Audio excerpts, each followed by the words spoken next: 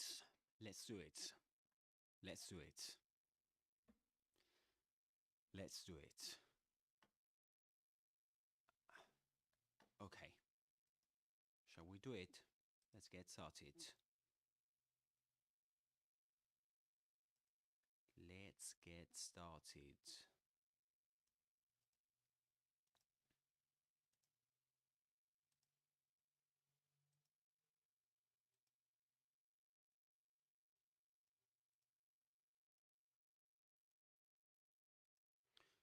All right.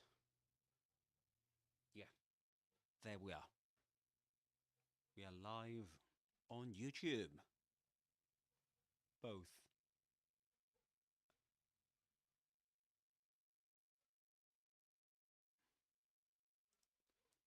Both horizontally and vertically. Perfect. Excellent. Here we are. All right, guys. Welcome to Alex's Adventures in English. I'm Alex, and well, welcome back to Alex's Adventures in English. Welcome back to my channel. Today, we are diving into the first parts of Resident Evil 2 Remake. Right? Resident Evil 2 Remake. And this is my gameplay. Today I'm going to analyze my own gameplay of the first part of Resident Evil 2 for for PS5. All right, and yes, because I'm not sure if you've been able to catch up with my live stream with the live stream I did on Resident Evil 2 Remake, but in that live stream I did analyze language, but I couldn't, um, you know, focus on as many expressions as I would have liked to, as I would have liked to. Does that make sense to you? Let me see if I can break it down. All right.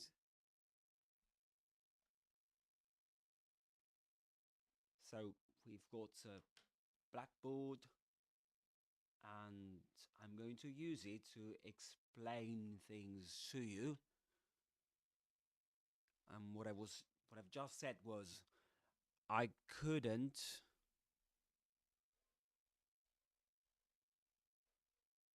focus on as many expressions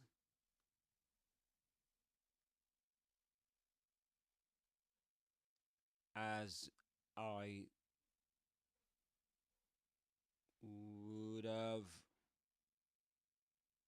This is the contraction for would have liked to. Okay? Can you say that? I couldn't focus on as many expressions as I would have liked to. As I would have liked to. Repeat after me. I couldn't focus. So let's start again. In my previous live stream, I couldn't focus on as many expressions as I would have liked to. As I would have liked to. As many expressions as I would have liked to. There we go. As many expressions as I would have liked to. Would have liked to. Would have liked to. I couldn't focus on as many expressions as I would have liked to. That's what happens in my previous live stream of Resident Evil 2 Remake, and that's why I'm creating this. I'm recording this live stream for you guys, because today what I'm going to do is to analyze my own live stream of Resident Evil 2 Remake for PlayStation 5. All right? So let's get started, all right? Let's get started.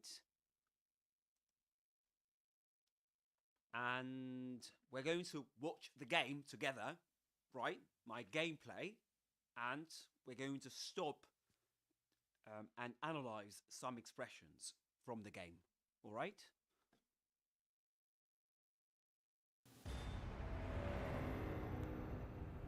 Residence Evil. So. Yep. All right. Shall we go standard? Yeah. Can I start from my own eyes? Oh, I believe you, buddy. I believe you. Just tell us a story. Tell us a story. Okay, well, it was last Friday night. I was walking home from the bar, and this woman started coming towards me. She was staggering, you know, so I figured she was drunk. Whoa. Okay, tell us, be honest now. How many drinks did you have? No, man, I barely had a buzz on. Oh, come on. Look, just listen, all right? She got closer, and I got a good look at her. All right. So we'd better stop there because many expressions already came up, right? So let's rewind a bit.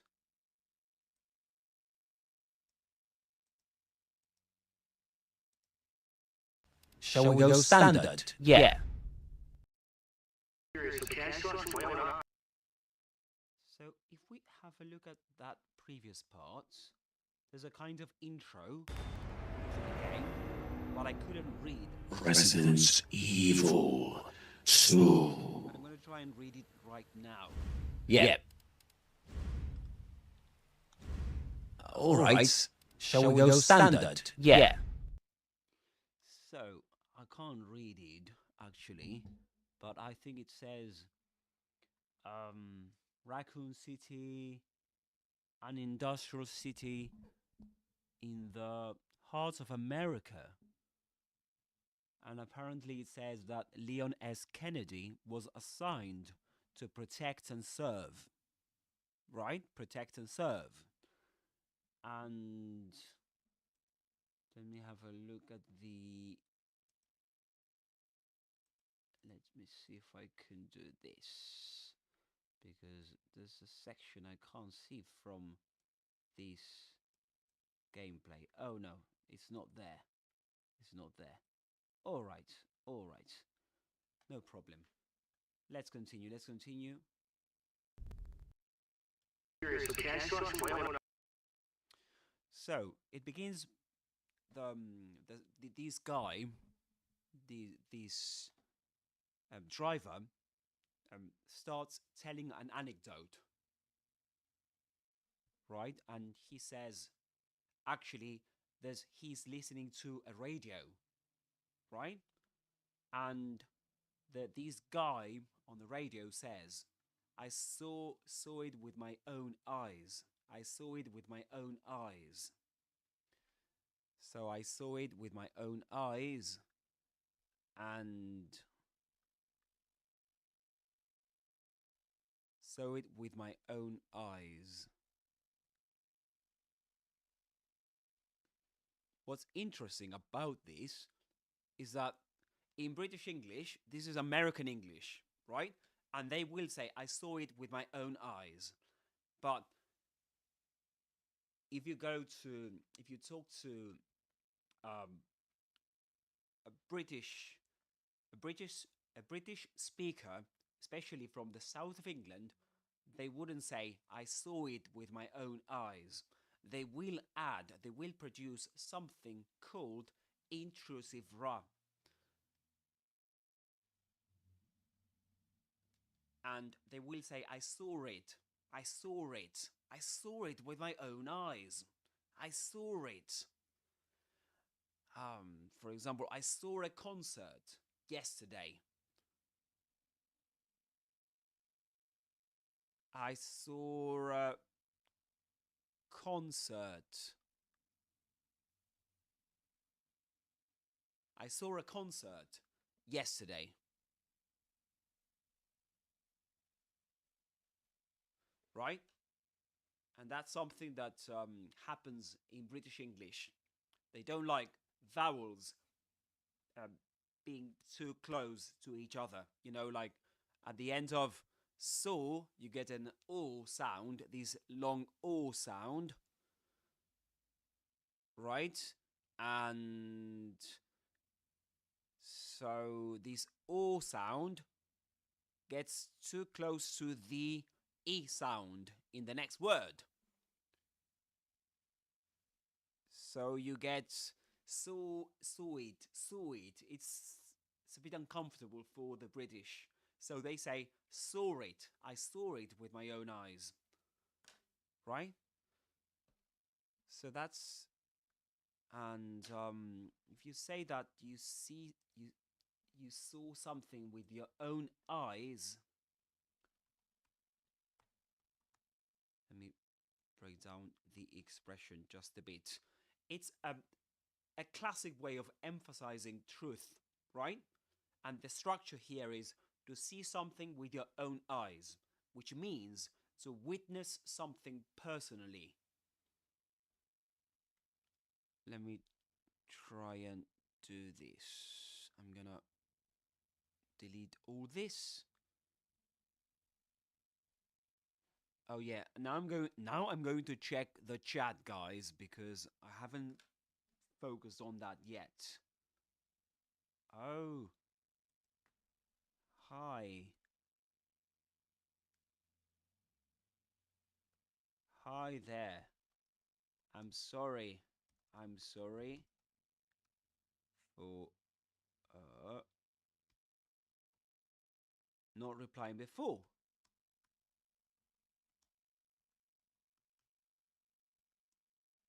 I'm sorry for not replying before. And Sam, hello. I got a very hectic week full of exams and I truly feel clapped out.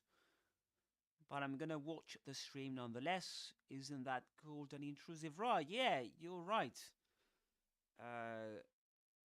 Hey Sam. You're so right. I'm glad you're here. So Sam is on the horizontal live stream, and on the vertical live stream we've got Puddin. Is it? Where are you watching me from?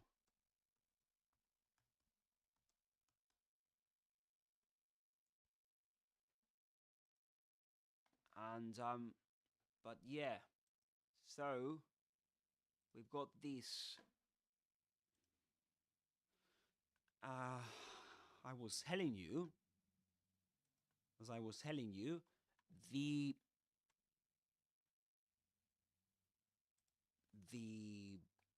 sorry, let me go back to, oh yeah, I saw it with my own eyes.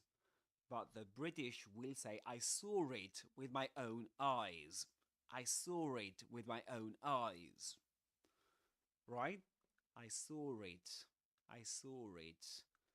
This is just like what happens when they say the expression, there we go, law and order. Law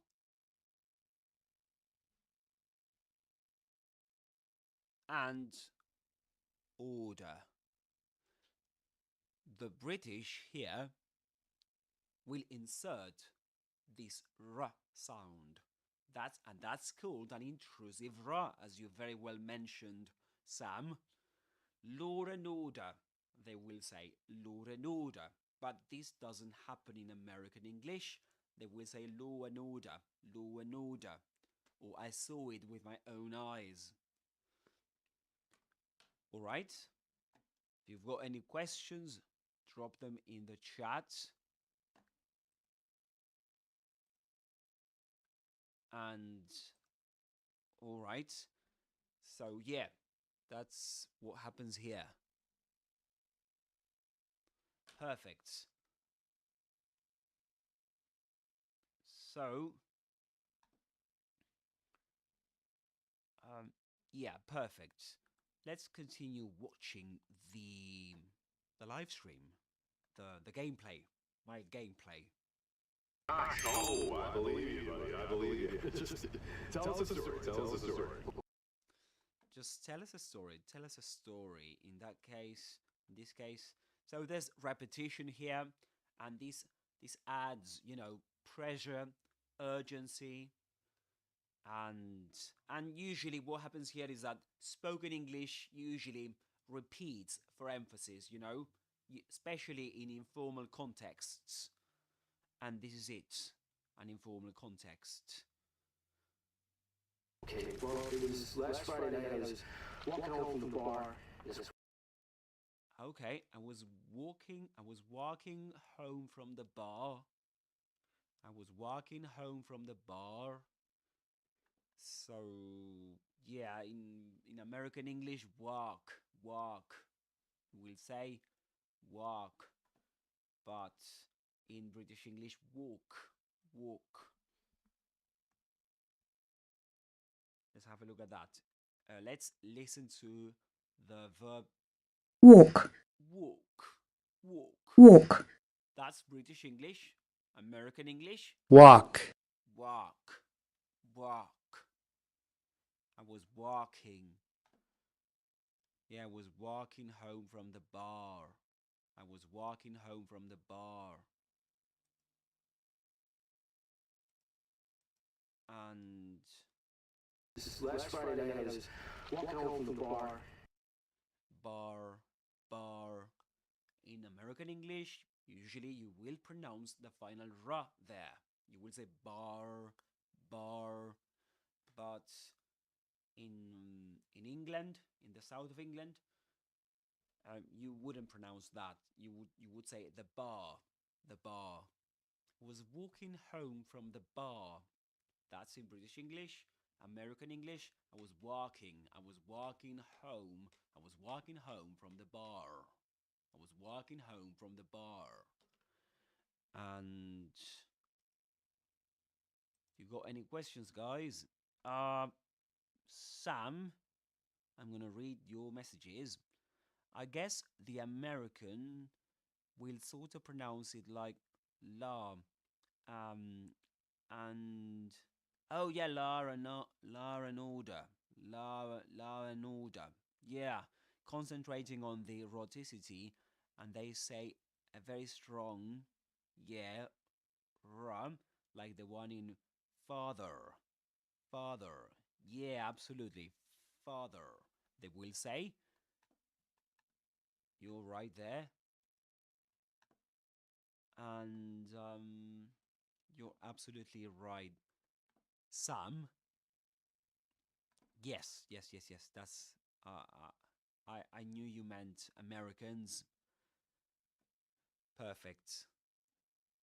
You're right indeed, Sam.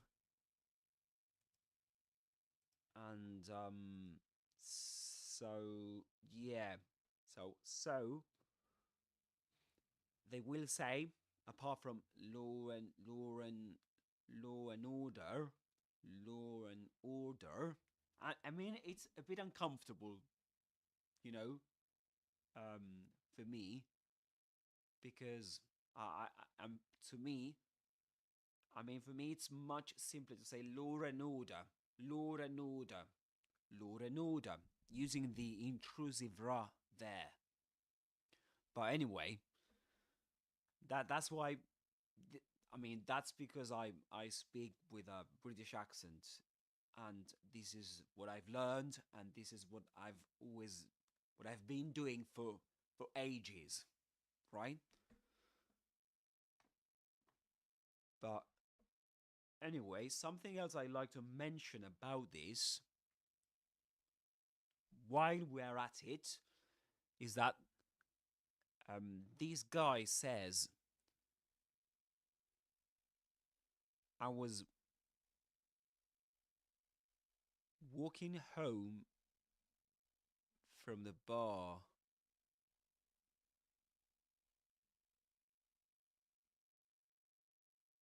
So, while I think, let me rewind just a bit. So can I saw through my own eyes. Oh, I believe you, buddy. I believe you. Just tell us a story. Tell us a story. Okay, well, it was last Friday night. I was walking home from the bar. I was walking home from the bar. All right, so we could focus a bit on grammar here, don't we? I mean, we could do that, and right you are, Sam, and let's have a look at the. Right, I was just checking the other chats. All right. Yeah, so I was walking home from the bar. I was walking home from the bar. American English, British English. I was walking home from the bar. You can repeat after me. I was walking home from the bar. I was walking home from the bar. And what verb tense is this sentence in? What verb tense is this? The one used in this sentence. This is the. What do you say, guys? Do you know? Would you like me to tell you? Okay, I can do that. So this is the past continuous, right? This is the past continuous. So the past continuous used in Resident Evil 2 Remake, right? We've got here the auxiliary verb was.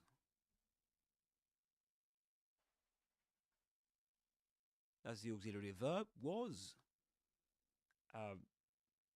Used because the subject is I was.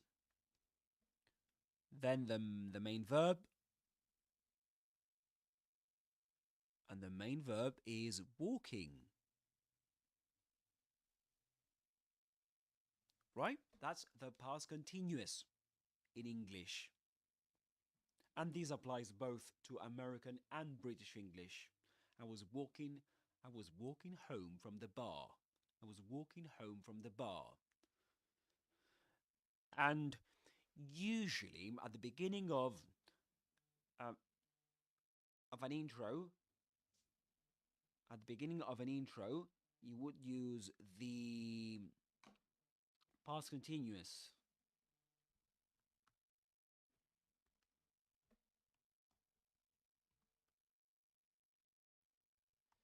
So, just give me 1 second.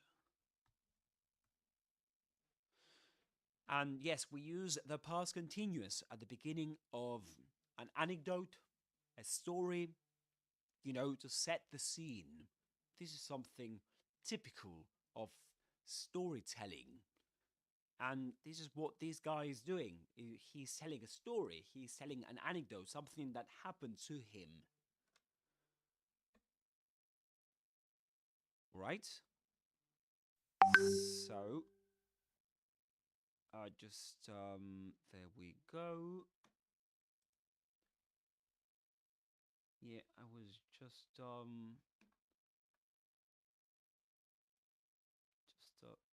okay, there we go.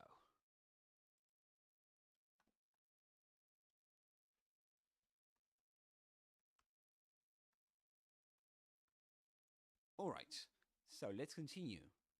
Guys, let's continue. We've got the past continuous there. All right, so this woman started coming towards me. And this woman, this woman, as they would say in American English, these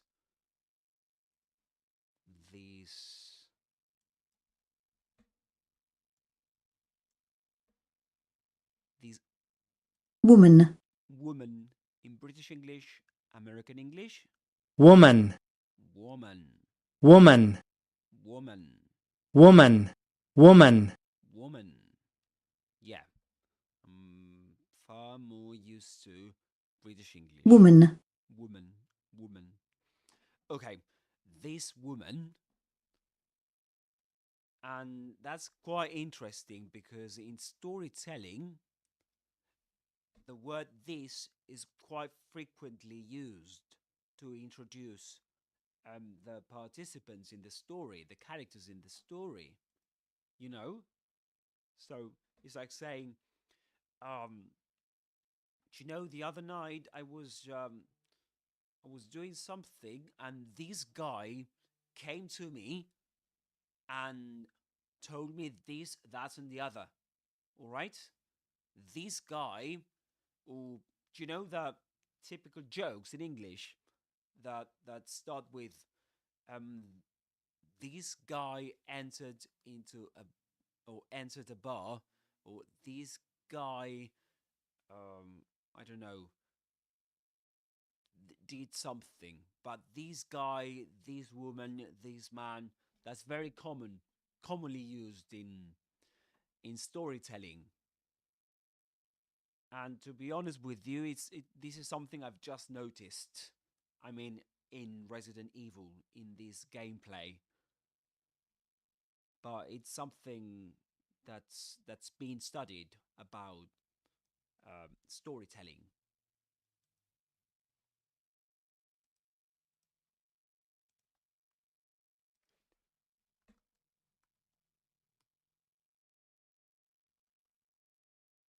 All right. Um, there's been I've got I have to I'll be right back, guys. I'll be right back. I've got something to do and I'll be back in a few minutes, all right? Just give me a few minutes and yeah. All right. Just be back in a few minutes. Okay? Sorry for this interruption.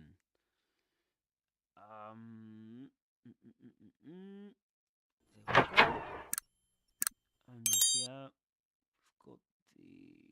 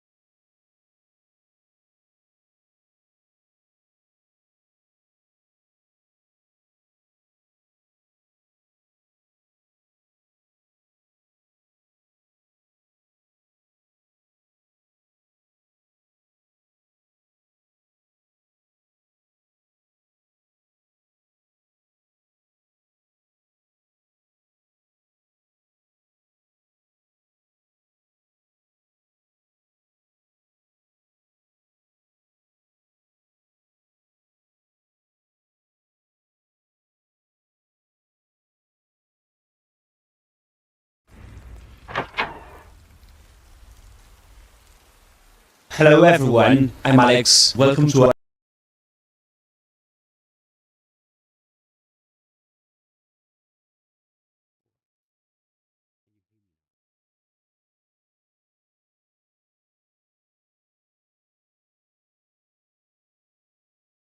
All right, can you hear me now?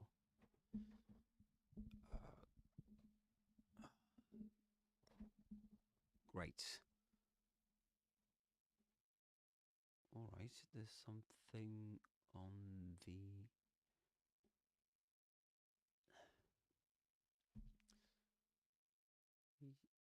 Yes, there we go.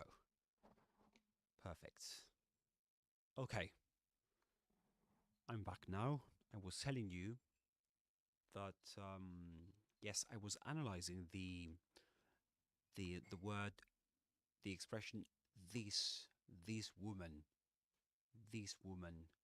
in the anecdote that this guy is telling, and let's listen to that again.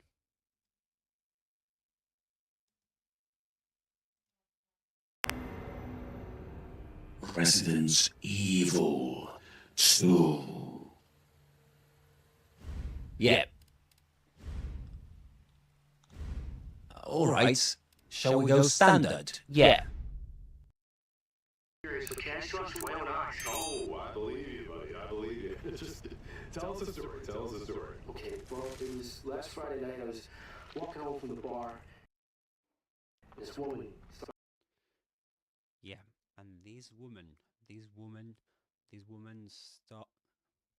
started coming towards me. started, yeah. So she started coming towards me.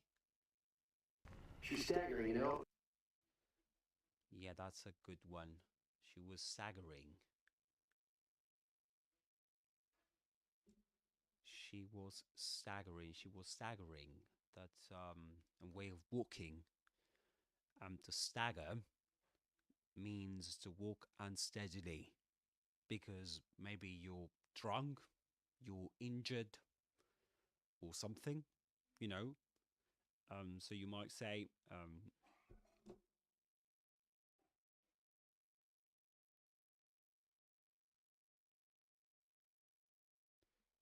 let me give you a good example.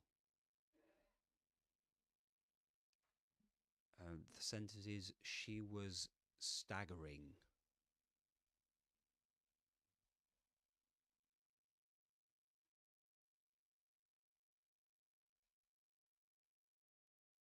She was staggering, right? And so you might say, after the match, he staggered home. And this is a great alternative to the basic verb walk. Instead of saying walk, she came walking towards me, something like that. You this is a way of walking.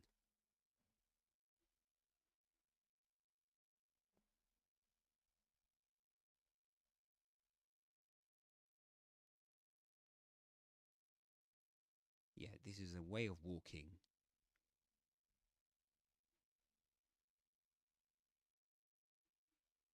A way of walking. So, and to walk unsteadily, that's what it means.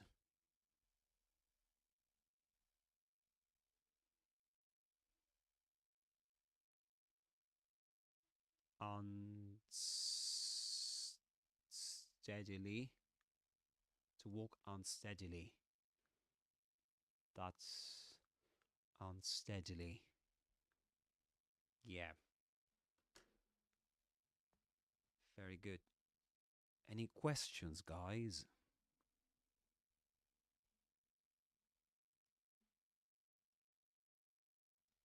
Any questions and comments, you can drop them in the chat.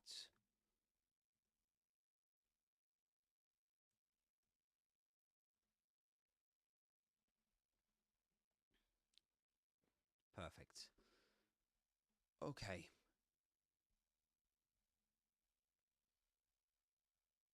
Let's continue.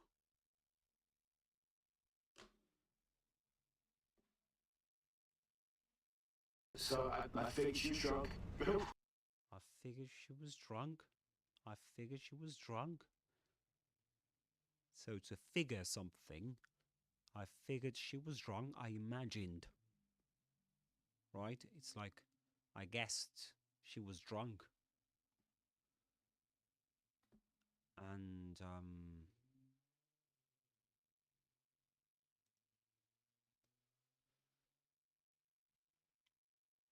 And just in case, guys,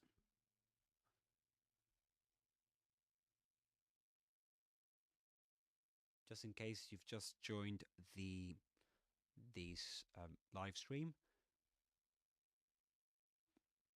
hello everyone. Um, I'm Alex, and welcome back to Alex's Adventures in English. Today we're diving into the first part of Resident Evil 2 Remake. Leon and Claire have just arrived in Raccoon City, and we're going to break down some of the language they use, survival English, emotional reactions, and lots of useful everyday expressions.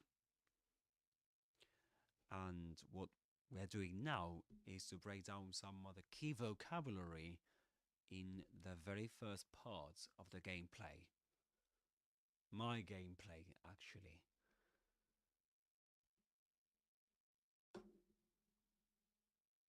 So let's continue. Let's crack on. Whoa. Okay, tell us. And so far, what we've been doing, what we've said, is that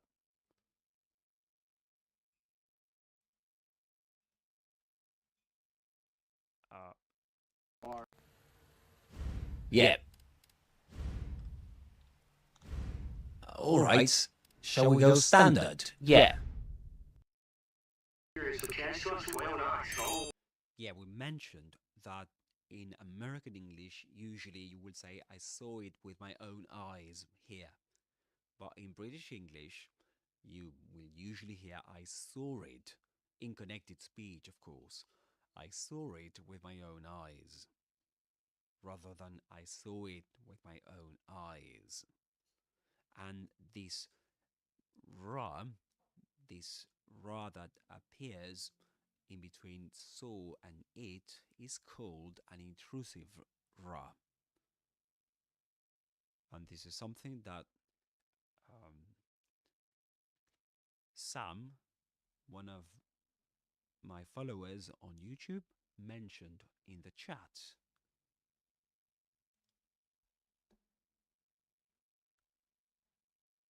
Okay, so apart from that, we mentioned that. Oh, I believe you, buddy. I believe you. Just tell us a story. Tell us. Well, buddy is a typical. This is a vocative, called a vocative.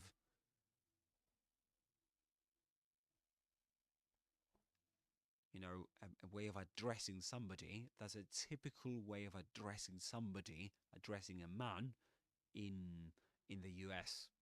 Buddy, right?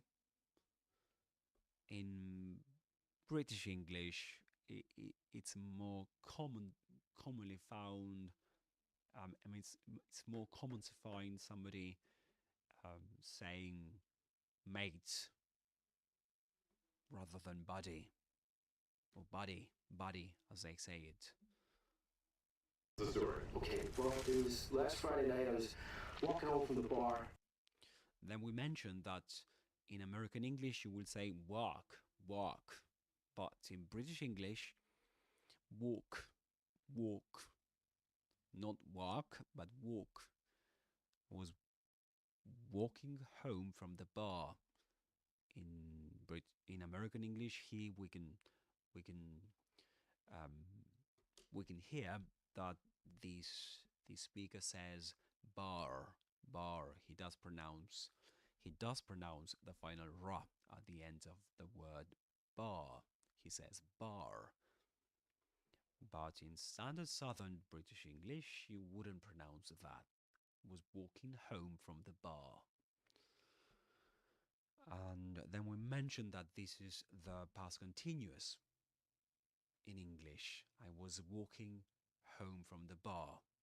Was walking, which means that the action was in progress in the past.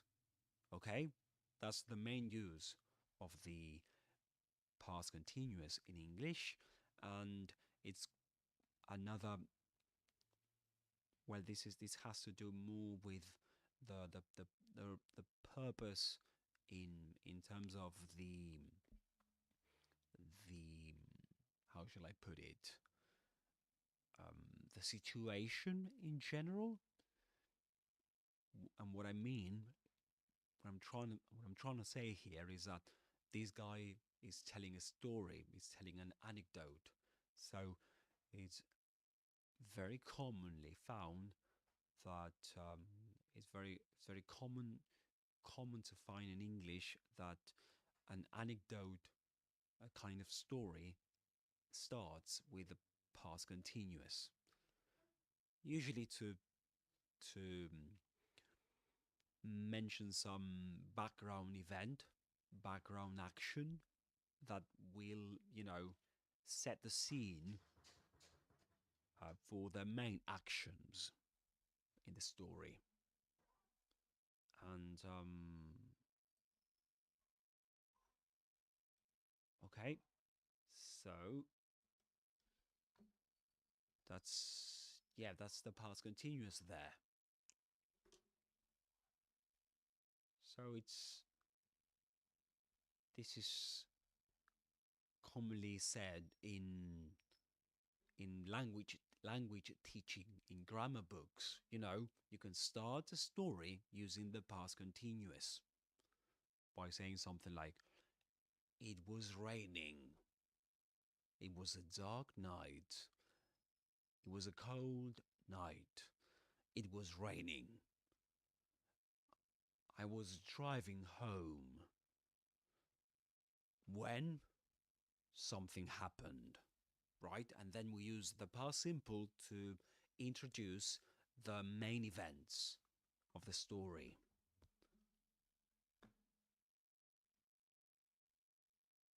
Right? So that's how it usually functions,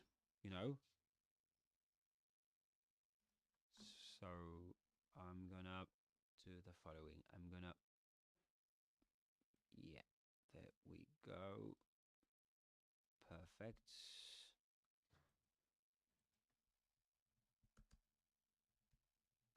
I'm letting people know that I'm live on YouTube.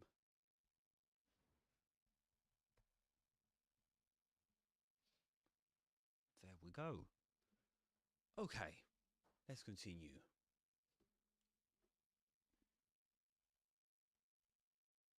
This woman started coming towards me. She staggered. She was staggering.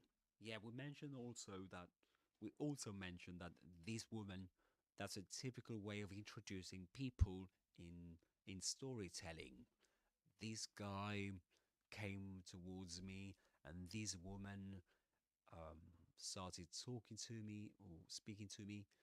Do you know what I mean? So that's a very common way to introduce people in storytelling. You'll see that in jokes in English, for example. And what else? Yeah, we mentioned that the verb stagger, which this is, she was staggering. She was staggering. Again, past continuous. More past continuous. This woman, she was staggering. Staggering. And This last Friday night, I was walking home from the bar, and this woman started coming towards me. So this woman started coming towards me. That's past continuous too, right? She started walking towards me. Actually, she started walking towards me.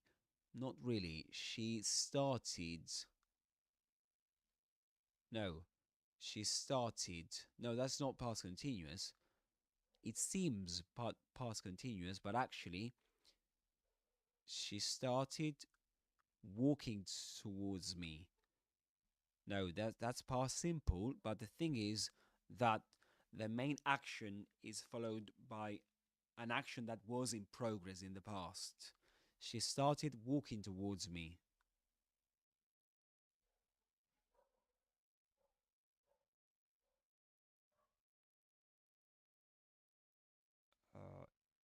Yeah. She started walking towards me. And just give me 1 second. What I'm going to do here.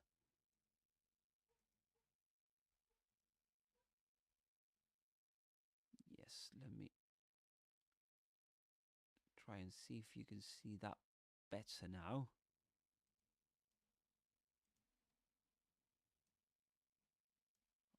Can you see it better?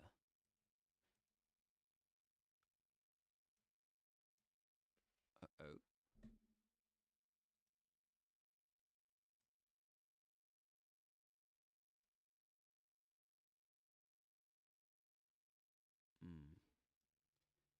Yes, so she was started walking towards me, and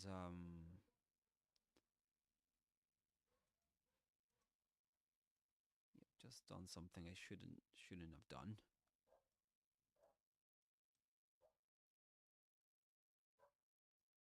I made a mess. Yes, I've done. Made a mess.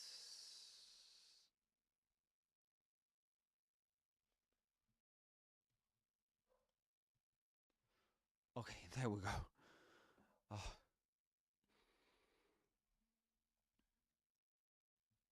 Okay, there we go. Let's leave it there. Let us not touch anything. Okay. All right. So she started walking towards me. She started walking towards me. So the action, of course, the action was in progress. The walking part was in progress. But this is not the past continuous. It's the past simple with a verb followed by another verb in progress. She started walking.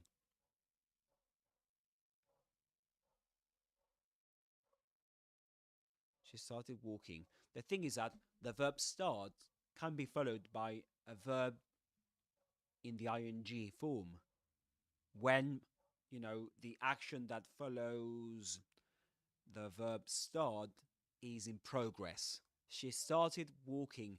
I started, for example, at that moment, she started, I don't know, talking to me.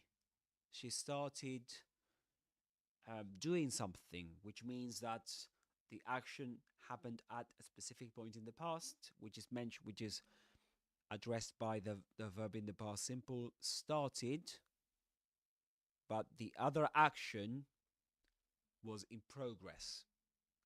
So anyway, the idea of being in progress in the past is clear, is present here, even though the verb started is in the simple past.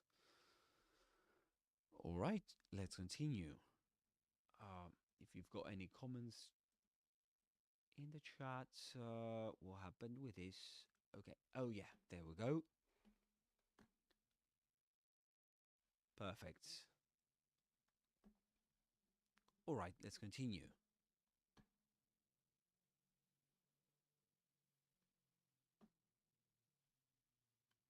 Let us continue.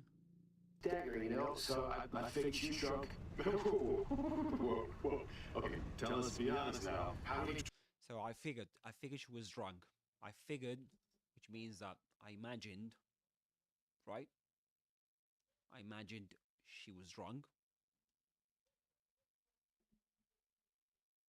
drinks did you have? Oh man, I barely had a buzz on. Oh, come on. I barely had a buzz on. I barely had a buzz on. So he hadn't drunk too much, right? Look, just listen, all right? She got closer, and I got to look. She got closer. She got closer. That's so American. She got. In British English, you might say something like she got. She got, not she got. She got. Yeah, you got to see her eyes, her nose, her whole face. It looked like it was rotting. It looked like it was rotting. Rotting. That's rotting. Rotting. This flap T, flap T in American English, rotting, rotting. Instead of saying rotting, rotting. That's what you will hear in standard Southern British English. Rotting, rotting. Pronouncing that true T, saying rotting, not rotting, rotting. She looked like a corpse. So a corpse. This word.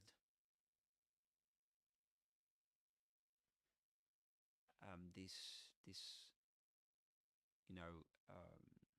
it's like yeah, a dead person. That's a corpse, isn't it?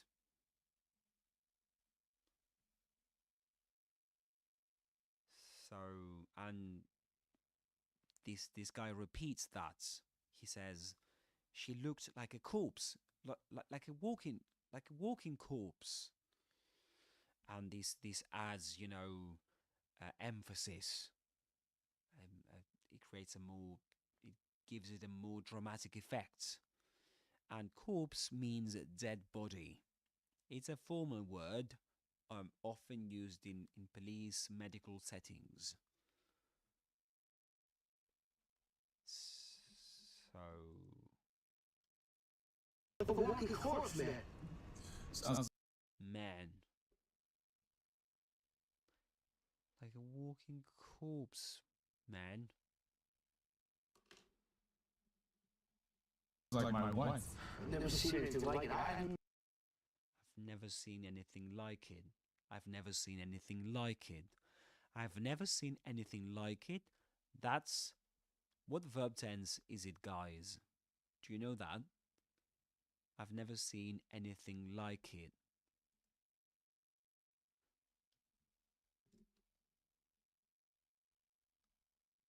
I've never seen anything like it. Let me send a message to a friend of mine.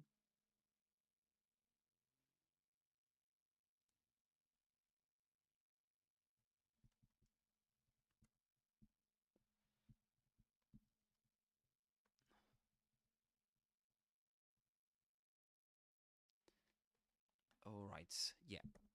Message sent. Perfect. So, I was telling you, I haven't seen anything like it.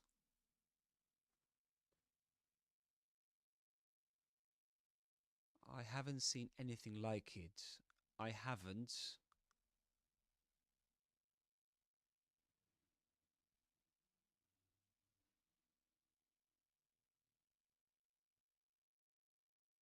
Anything like it. So in this case, this is the present perfect, right? That's the way you form the present perfect. I haven't seen anything like it. So, as you know, or you might know, or if you don't know, let me tell you, we form the present perfect using the subject plus the auxiliary verb have or has. We use has with he, she, and it. which is the third person singular.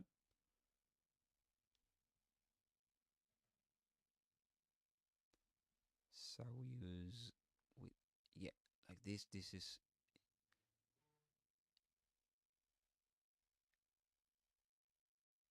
there we go. Plus the main verb, which is in the third column. The third column, or technically it's known as the past participle. The past participle, which is the verb in the third column. That is to say, it's not I haven't saw it. Saw, that's the verb in the simple past, right? The verb saw. That's the simple past of the verb see.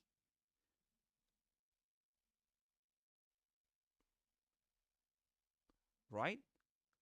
But in this case, as this is the present perfect, we use seen, which is the verb in the third column, or the past participle. Okay? And why the present perfect? I haven't seen anything like it. In this, one of the main uses of the present perfect is to talk about experiences, right? Connecting past experiences with the present. So if I say, I've never seen, I don't know, a dead body, means that so far in my life, I've never seen, I haven't had that experience. I've never seen a dead body. Okay?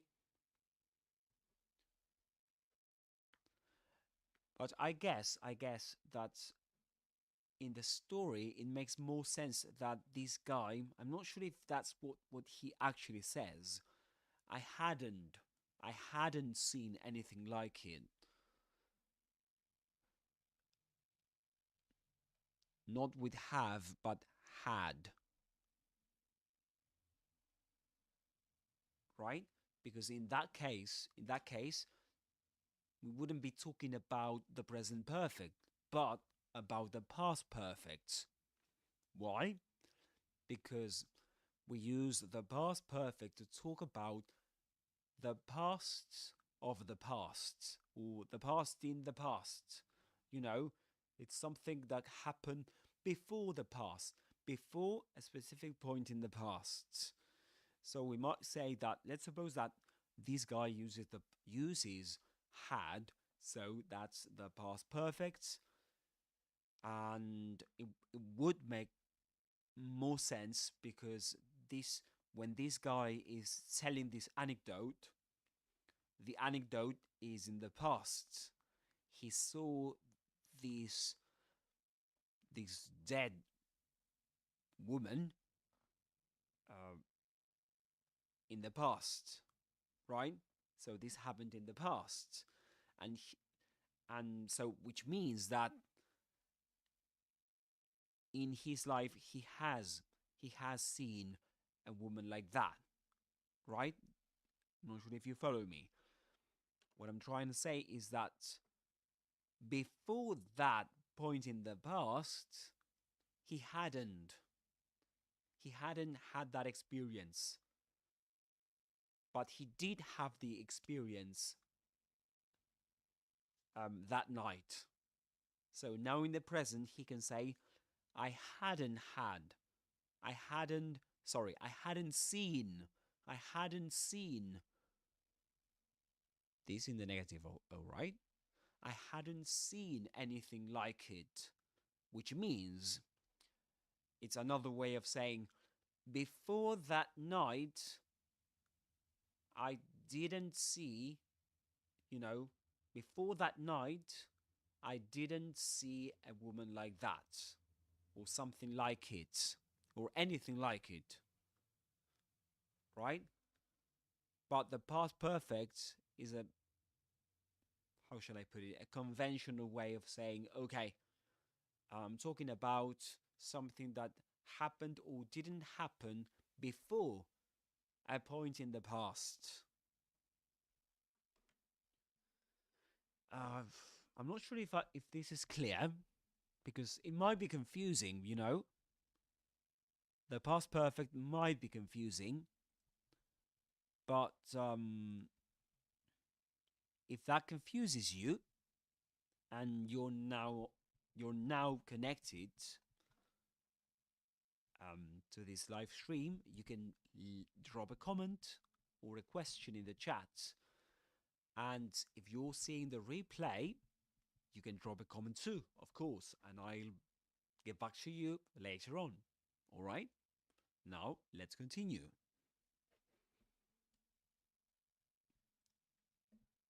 And just so you know, guys, this analysis of my gameplay, my gameplay of Resident Evil 2 Remake Part 1 is a kind of intro to my gameplay to Part 2. Let's put it that way, right? For short.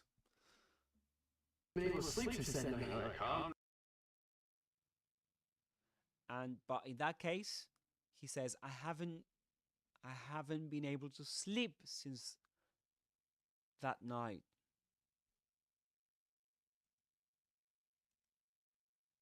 She got closer and I got to look at her. You had to see her eyes, her nose, her whole face. It looked like it was rotting. She looked like a corpse, like a walking corpse, man. Sounds like my wife. I've never seen anything like it. I haven't been able to sleep since that night. I haven't been able to sleep since that night. Yeah, in that case, the present perfect makes much more sense. Why? Because I haven't been able to sleep since that night. Right? In that case, he's connecting something that night, what happened that night, and to his present, to the moment of speaking with this guy on the radio. So, which means that since that night, since that happened to me, I haven't slept. I haven't been able to sleep. So let's suppose that this happened, I don't know, on a Monday. And this guy is talking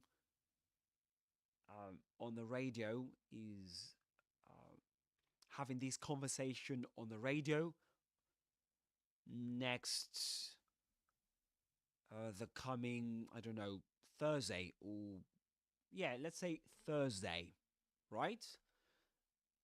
This means I haven't been able to sleep since that night, means that he didn't sleep on Monday, Tuesday, nor Wednesday, right? And today, when he's, having this conversation, is Thursday. Is that clear? So the present perfect is usually used to imply a connection between the past and the present. All right? And usually actions that started in the past and continue up to the present and might continue in the future. So this guy may have problems with sleeping on Friday too. From then on, that's what I'm trying to say.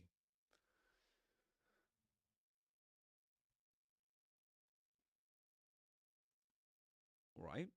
So, perfect. Let's continue, guys. Let's continue. Calm down, buddy. Calm down. Just, hey, you gotta stay strong. Okay, don't give in to fear out there, right? You gotta stay strong. You gotta. That's so American, isn't it? You gotta stay strong. In British English, you might say something like, you've got to stay strong, including the auxiliary verb have. You've got to stay strong. And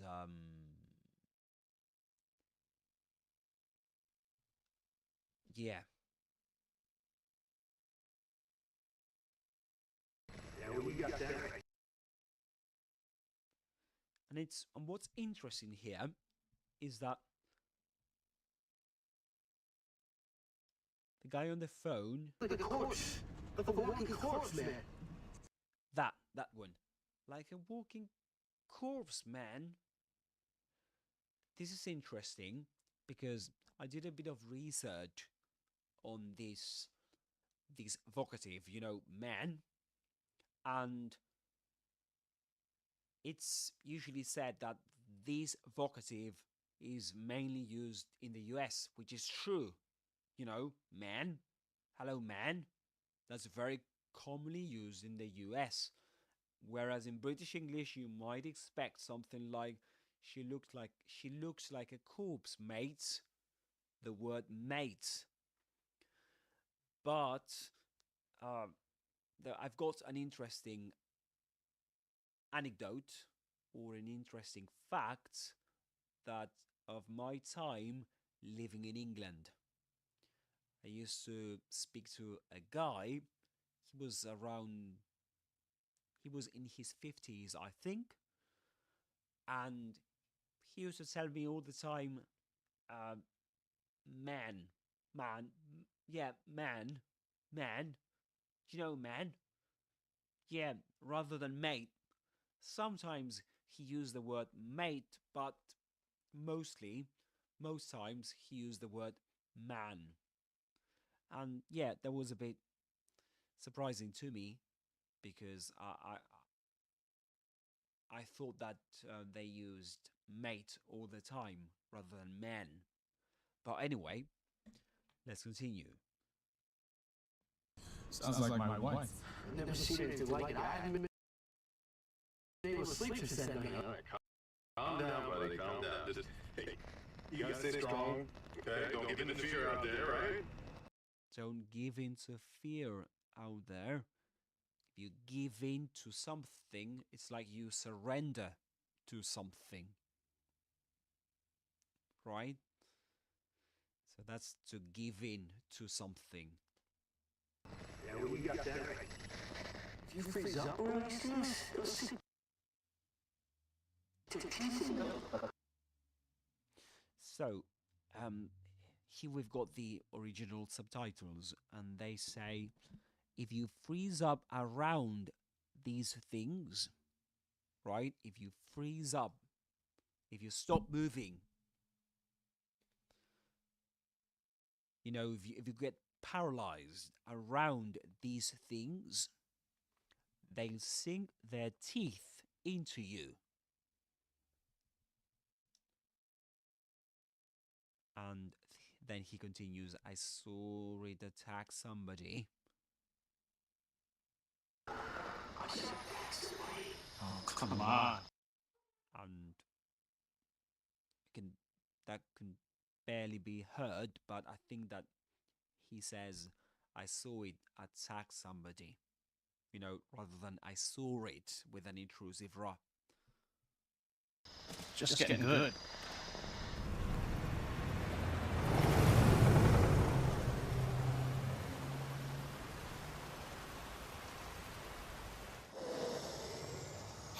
I need to sleep. Oh, shit!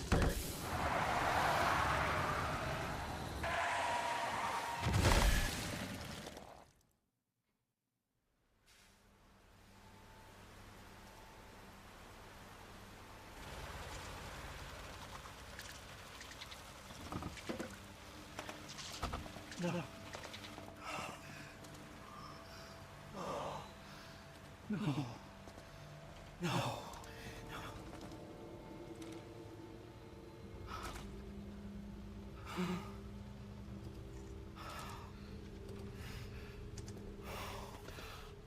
do I do? What am I gonna do?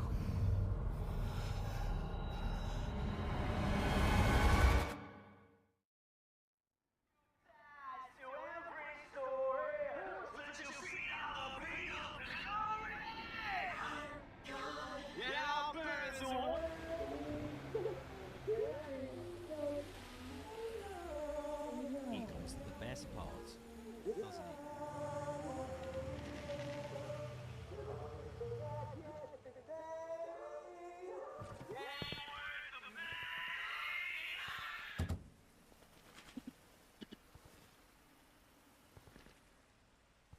It looks amazing, doesn't it?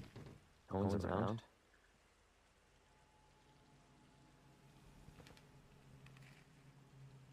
That's weird. That's weird. Weird.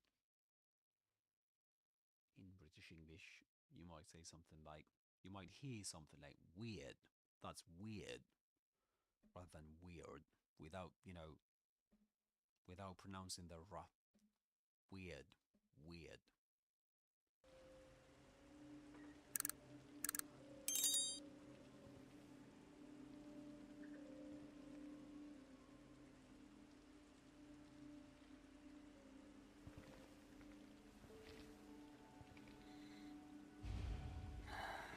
Explore your surroundings.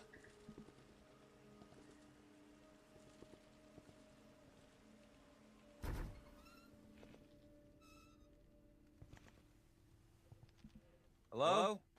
Anybody there?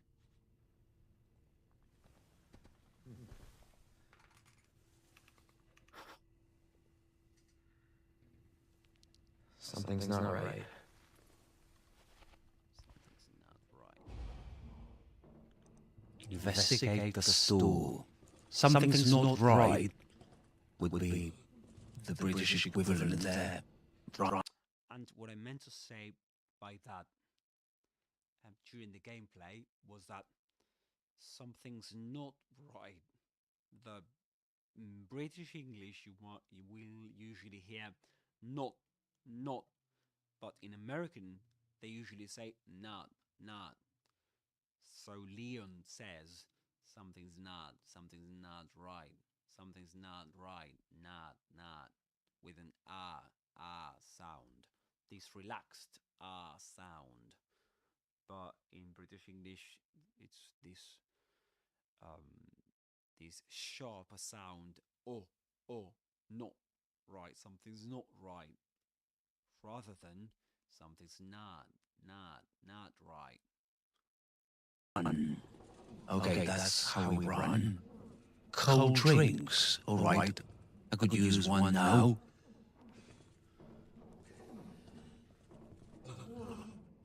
You all right?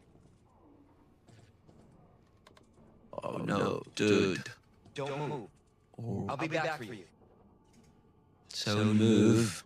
Yeah, I'd try and be back for you, but I guess it's going to be a bit tough. Oh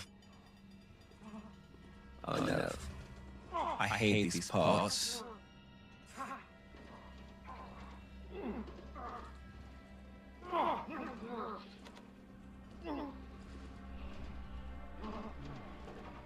Caution, heavy tool.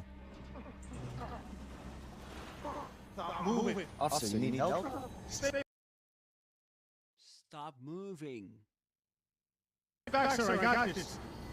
I got this. That's so American too. Again, got this rather than got, or I've got this. I've got this in British English, but I got this in American English. And listen again to that Usually, when in American English you find the sound and O, the letter O, and the sound ah, as in nat, gat. In British English, you get got, not, got. Okay? Are you sure you got this? Oh, this is something I didn't make a comment on during the gameplay. Hey, get off him right now. Get off him right now. So this is when it's an urgent order, right? On the part of Leon. So, and he stresses the word off. Get off him right now. And the right now, of course, this adds urgency to the command, to the order.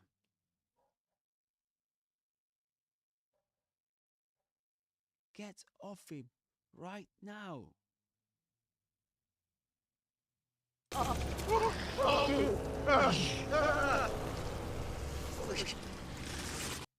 And he even says, help me. That's so terrible. Yeah, what the fuck, mate? Freeze! I'll shoot! Oh, that's great. Freeze! I'll shoot! That's so,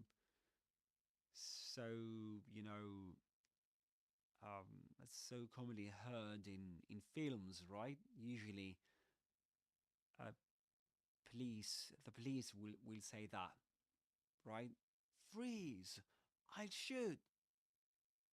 Oh, don't move! No.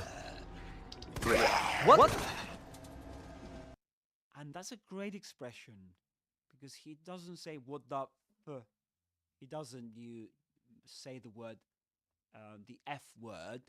He doesn't need to. So that's something. That's a great way of expressing that same idea, right? But without swearing, without the need of saying, what the, and then the F word. There's no need. So, what the, he says, what the?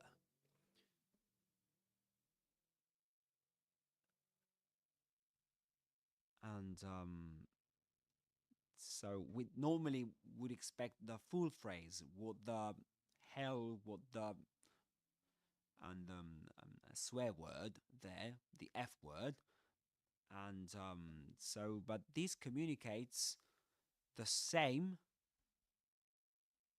feeling, but without the need of, cursing. And it implies ellipsis, right? Because we don't say the word, the F word. So it's not wrong. It's not wrong grammar or anything. It's a stylistic, emotional choice. And, all right. So what the?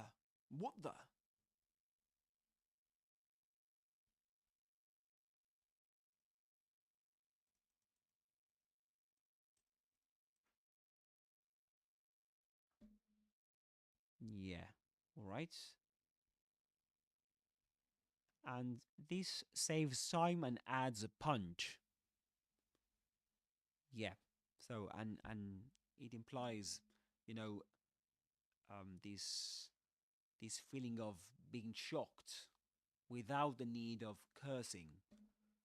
Then later on in the gameplay, Claire says it too. So that's interesting. But this is not only used by Americans. I was actually watching a live stream the other day, and this British guy said, "What the? What the?" So it's not something that's mainly only used by the Americans.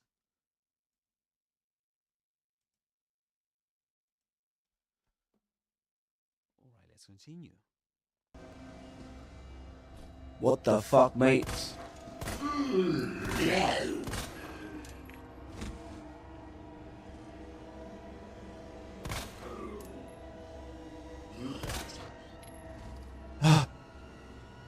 Ooh. We got him.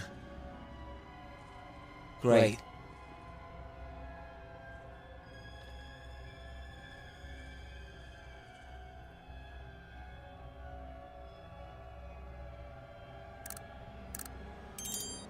Woo.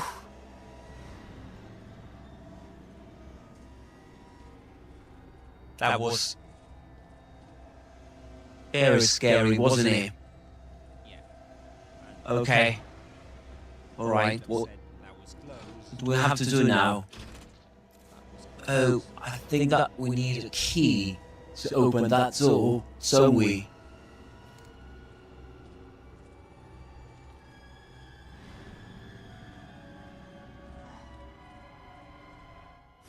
There we go. A well-worn key. Okay. Escape from the store. Okay, let's leg it before these guys. So legged, as I mentioned during the gameplay, is an informal British expression, and it means to run away, especially in order to escape from something.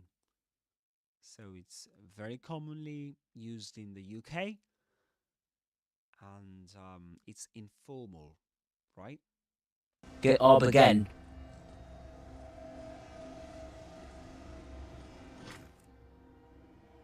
Alright, when you need to use an item to unlock a door or solve a puzzle, select the item and then the use command.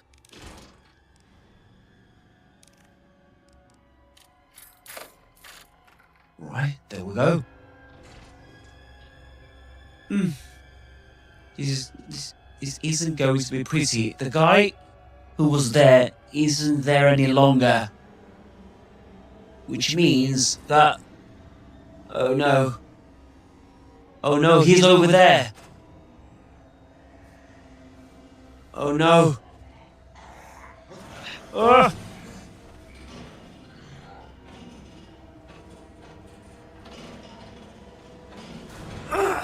Oh. No. Don't shoot! Get down! Yeah, don't shoot and get down are commands in English, right? We don't add the subject. We don't add a subject to them, like saying you don't shoot or you get down. So get down, bear the main verb in the bare infinitive, you know, like sh in the case of get down, and we add the auxiliary verb to the negative, do, plus the negative adverb not, don't shoot, get down, and these are very commonly used in Resident Evil, right? Because of the nature of the game.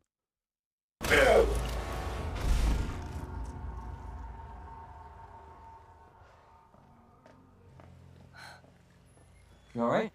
Yeah, I think so. Thanks. So Leon says, "You all right? You all right?" You alright? So here Leon omits the verb are, right? Are you all right? Are you all right? as it's obvious from the context. So this happens in informal English all the time. Yeah, I think so. Thanks. You can thank me later, when we're safe. Holy shit. That was a great imperative. Get down! Yeah. Come on! Get in! Right. So get in is usually pronounced with a flap T in American English. So it sounds like a D. You know, it's like get in, rather than gets in, as in British English. Get in again. Hold on. Loads of imperatives. Right, so in English we don't usually include the subject in an imperative clause when we give a command. Hold on, right? That's an example. Loads of instructions, commands. Do this, do that. Hold on. Get in. What the hell is going on? I don't know. Hopefully they'll have some answers at the police station. Answers. That's an interesting word, isn't it? Because it's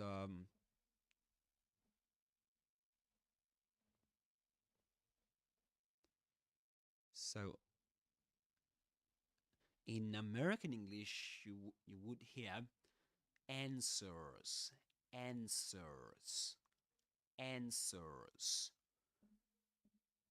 So you don't pronounce the w, right? You don't say ends words. This is a very common problem my students have. My online students have. Especially students who speak Spanish, right? They want to say ends words. So that's in American English, but in British English, this is answer or answers. The vowel sound in the first syllable is different. In American English is answers, but in British English, answers with this long R sound. If you want, we can hear it. We can listen to that right now. Just bear with me, which means just hang on a second, and I'm going to play to you.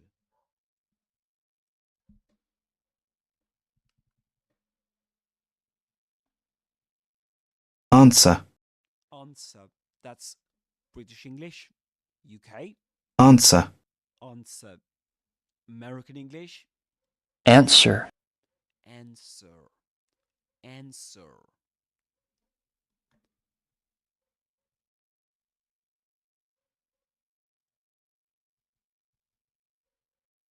Wait, you're a cop? Yeah. You're a cop. Again, this long R sound, this relaxed R sound. You're a cop. That's American. In the UK, you might hear something like, you're a cop. Cop, not a cop, but a cop. Leon Kennedy. You are? Claire. Claire Redfield. So this is, they're introducing themselves, right? This is, here we can see real English, how people introduce themselves in English. So he doesn't say, and who are you? And who are you? Or what's your name? He doesn't say that, right? He says, and you are? And you are?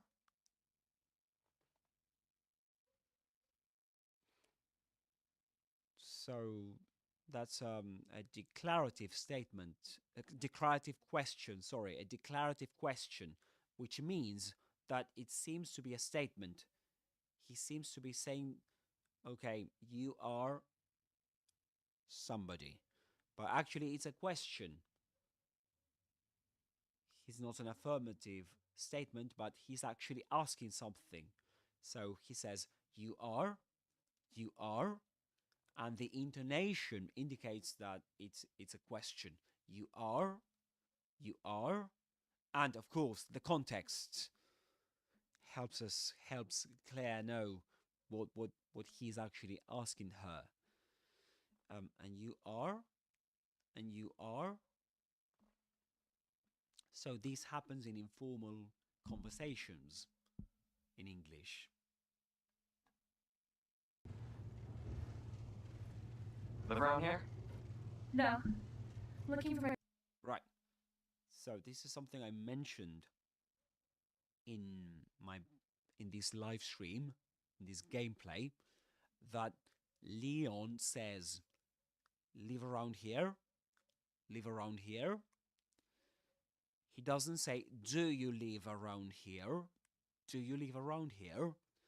So this happens again. This is ellipsis.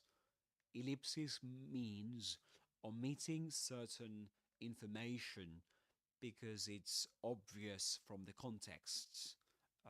You know, so you don't need to say, do you live around here?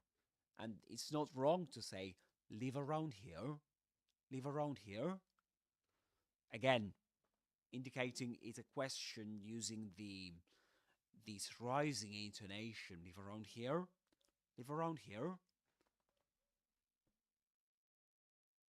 And here in American English, British English, here, without pronouncing the final R. Looking for my brother.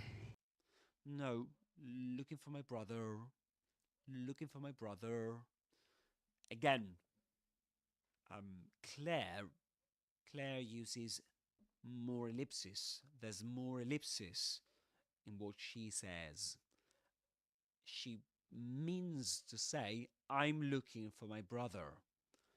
But she omits the subject and the auxiliary verb, am. And so we get looking for my brother. Looking for my brother. This is, again, ellipsis of information understood from the context. Again, this is correct. This is good English. But it's actually, this English belongs to informal contexts. Meeting somebody during a zombie apocalypse, for example, in this example. He's a cop too. He's a cop too. A cop again, that R sound. He's a cop too.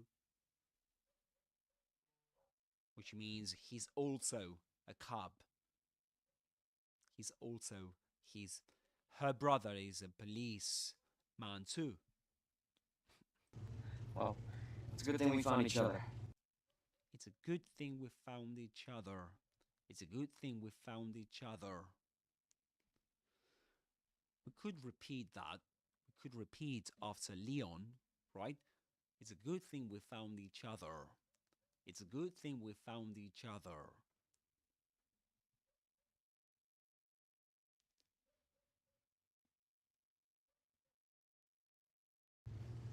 Well, it's a good thing we found each other. It's a good thing we found each other. It's a good thing we found each other. Can you repeat?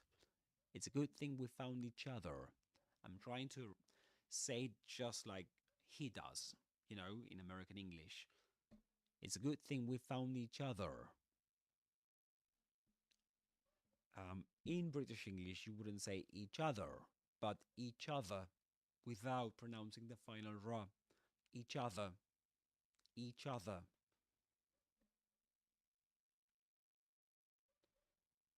there we go.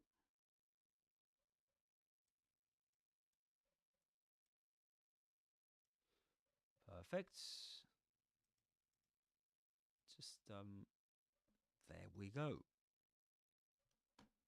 Let's continue. But before that, let me say hi in the chat. Hi, hello, and welcome to the chat. Welcome to the live stream. We are analyzing. I'm analyzing the gameplay, my gameplay of Resident Evil 2 Part 1 for PS5. And I'm analyzing the language used in the scene in this game during this gameplay. I don't know what to expect anymore.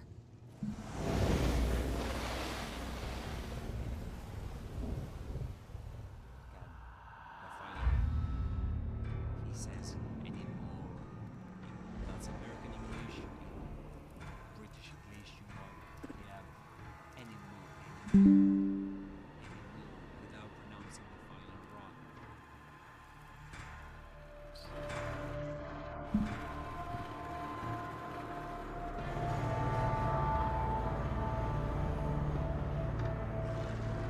Okay, so that was great. That was something, guys. That was extraordinary. And we could experience language on the go, in action. And I think that it was Liam who asked Claire, live around here. I seem to say Liam, like Liam Neeson or Liam Gallagher. I meant to say Leon. Right? And what he meant was, do you live around here? Attention all citizens.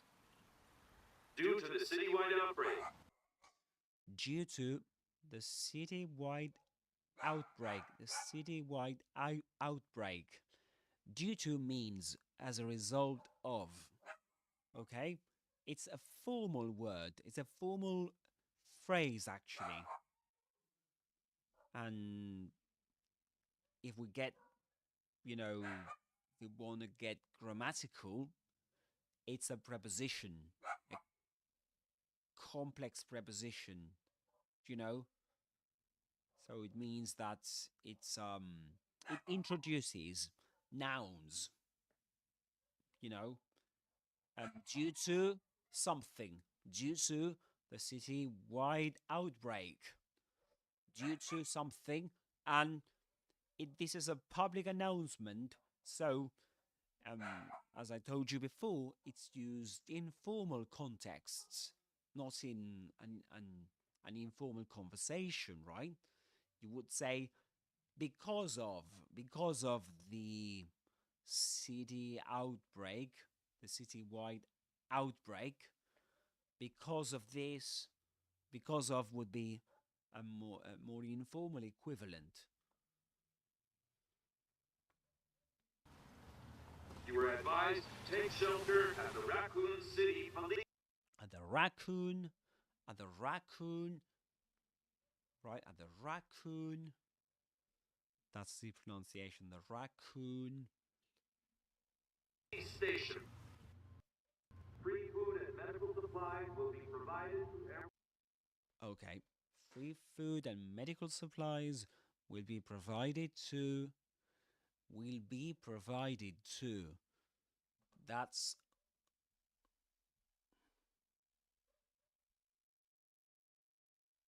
something will be provided to everyone in need. Something will be provided to everyone in need. This is the passive voice. right? Because they will provide everyone in need. They will provide medical supplies and something else. You know, they will provide something. Let me do the following. Let's go to the dictionary. Yeah, there we go.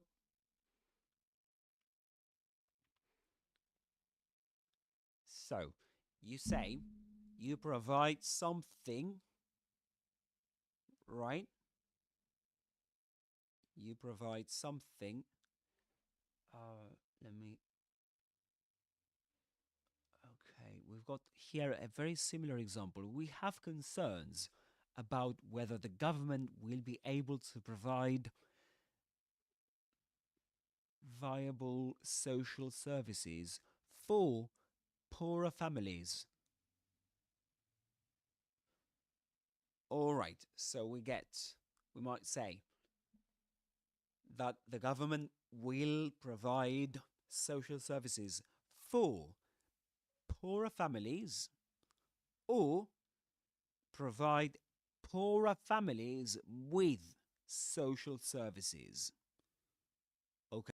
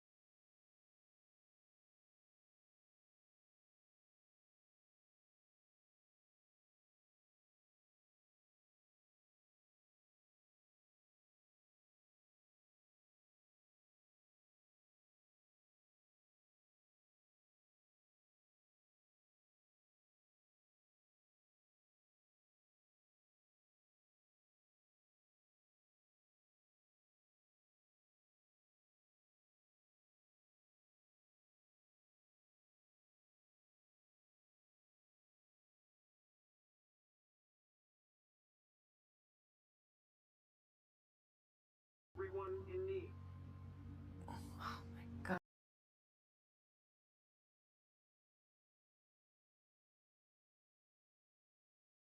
Guys, take shelter.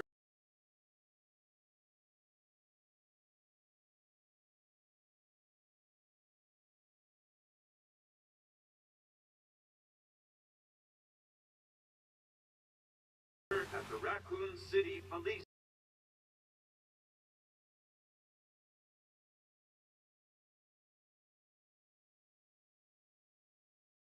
Attention all citizens.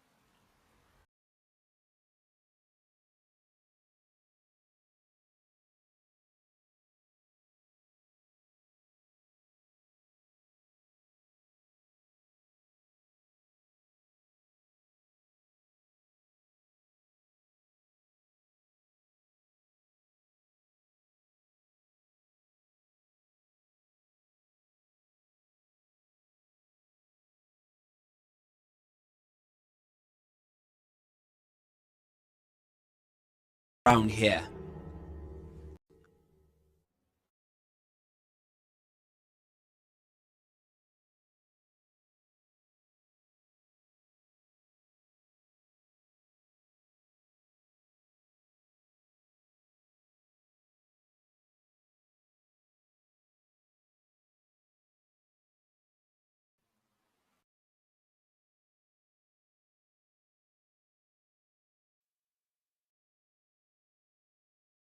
Attention all citizens. Here.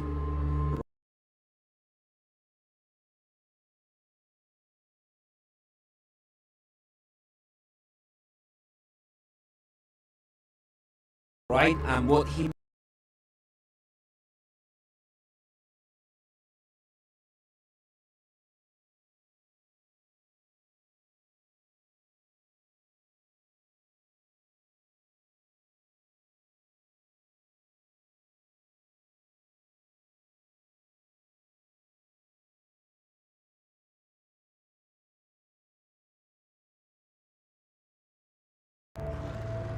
Okay, so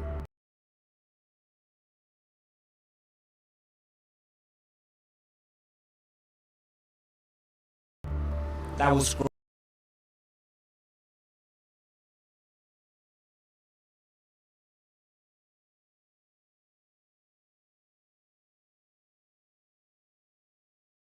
great. That was something.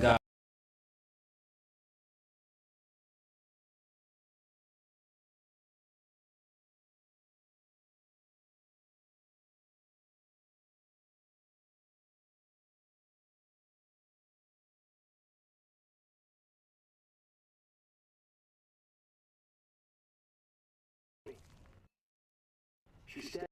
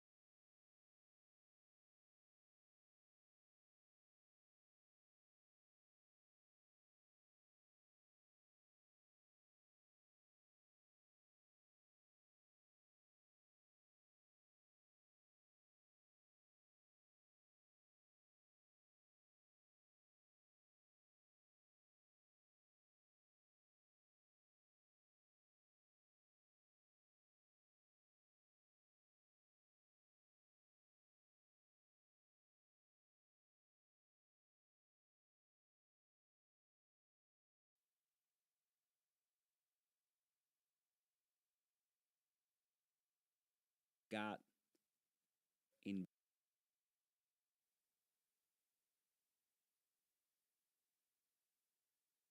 got in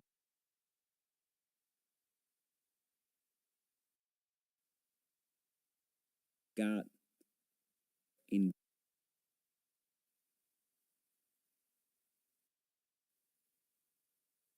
got in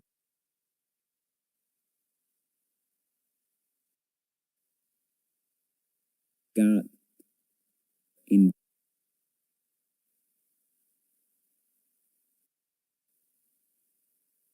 got in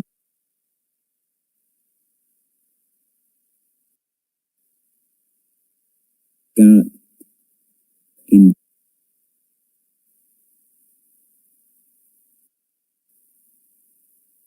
got in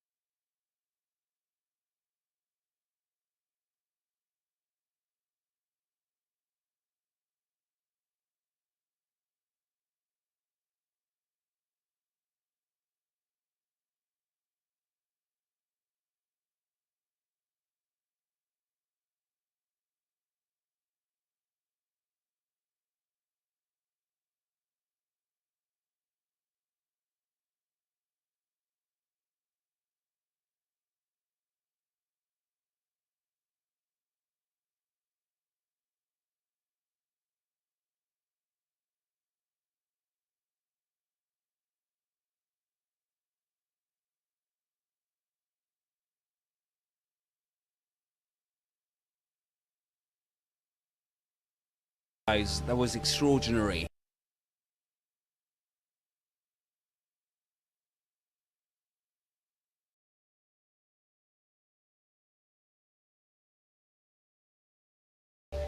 And we could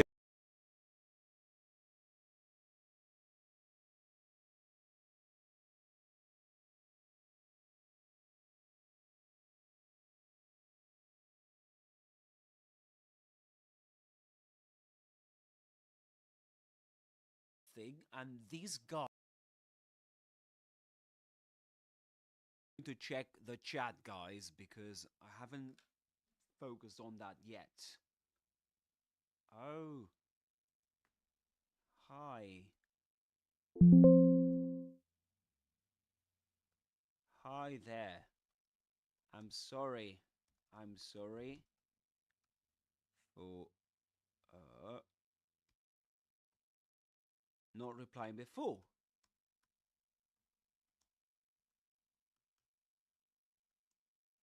I'm sorry for not replying before. And Sam, hello. I got a very hectic week full of exams, and I truly feel clapped out. But I'm gonna watch the stream nonetheless. Isn't that called an intrusive? Right? Yeah, you're right. Hey Sam,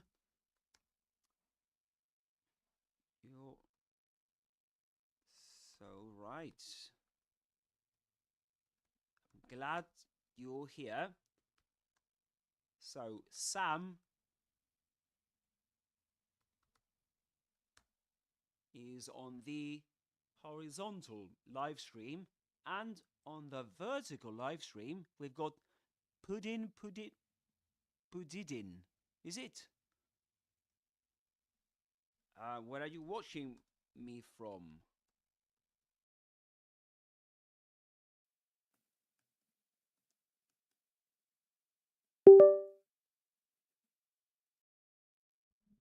And but yeah, so we've got this. Okay. Now let's see if you can hear me. Good experience.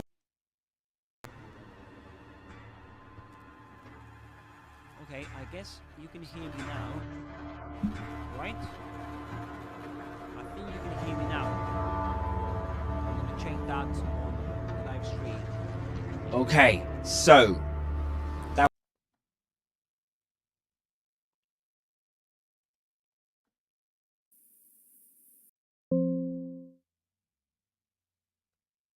Hi there. I'm sorry. I'm sorry. Oh, uh. I'm sorry. I'm sorry. Oh, uh. I'm sorry. I'm sorry. Oh, That was great. That was something, guys. That was extraordinary. And we could experience language on the go. That was something, guys. That was extraordinary. I think that it was Leon. We could experience Claire language live around here on the go. That was something. And what he meant was to you live around here. okay, let's continue. Attention all citizens. Due to the citywide outbreak, you were advised to take shelter at the Raccoon City Police Station. Yeah, I'm not sure if you heard my analysis of that, but what I said was that due to is a formal word, is a formal expression, which means because of, as a result of. So you would find due to in formal contexts, whereas because of in more informal contexts. Free food and medical supplies will be provided to everyone in need. Oh my god, this is so unreal. Police station's not much farther. They'll know something. Farther, much farther, farther. Farther is usually used in the US, whereas in British English you will usually find further. Further, spelled with a U, like this.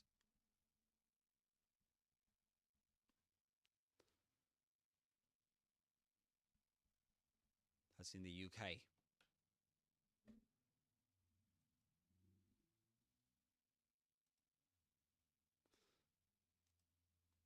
Yeah, but But it means the same, right?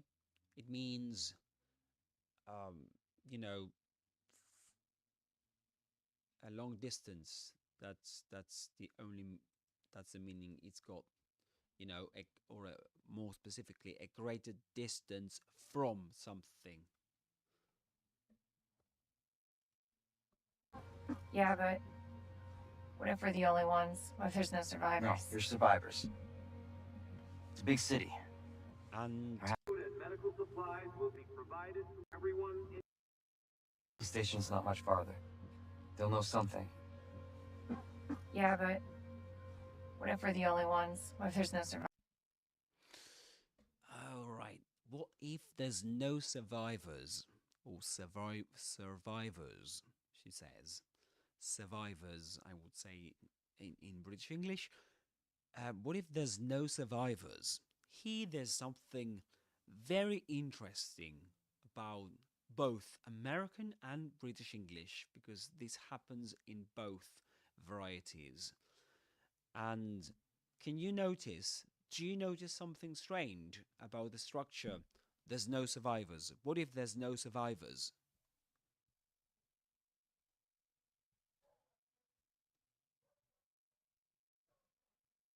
What if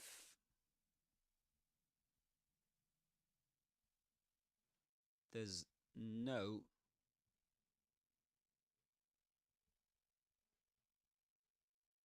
survivors? What if there's no survivors? And then Leon says, No, you're survivors. no, there's survivors. No, there's survivors. No.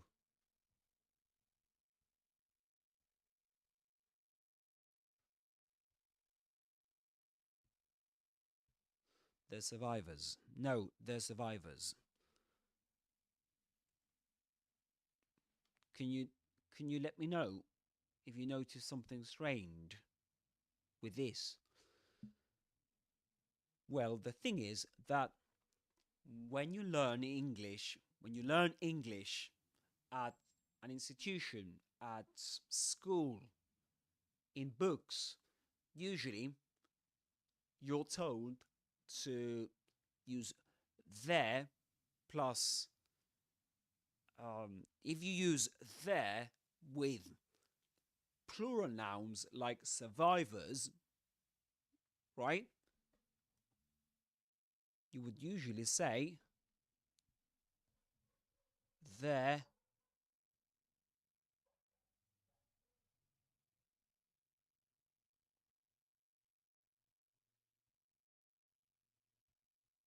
what would you usually say here? What would you usually use here? Is or are? Have a look at what she does, what they do actually. Leon and Claire. They say, what if there's no survivors? No, there's survivors. This is a contraction of there is. Right? So they use, but this is a plural noun, isn't it? So there is survivors. Wouldn't it be wouldn't this be incorrect to say there's survivors? Wouldn't maybe they shouldn't have said there are survivors? What if there are no survivors? No, there are survivors. Something like that. Well, the thing is that in spoken English, in informal English, this is very common. And especially when there's a contraction, when the verb to be is has been contracted. And you get there's survivors, and so you can say there's plus a plural noun. You know, this is not what you usually get taught at schools. And of course, more advanced books will teach you this. But this reflects how language is used in everyday life rather than just, what is correct grammar. So you can't say, what if there's no survivors? No, there's survivors. You can use is there with a plural noun because it's a convention, right? This is done in spoken English, in informal spoken English.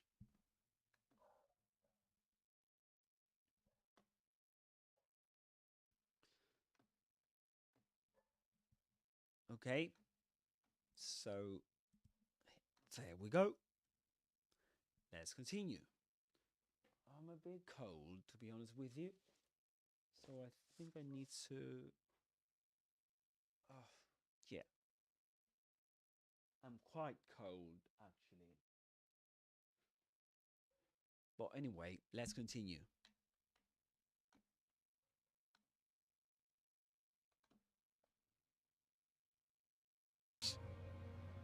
It's a big city. It's a big city. City. That that flap T. You'll hear in American English all the time. But in British English, you might hear city. City with this so-called true T. City. City. Not city. City. But anyway, it's not wrong. I mean, both are correct. There has to be. There has to be.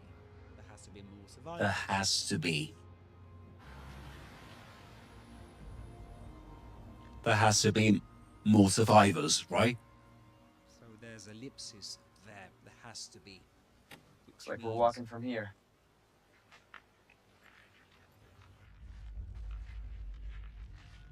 So looks like we're walking from here. Looks like he doesn't say it looks like. There's ellipsis there too.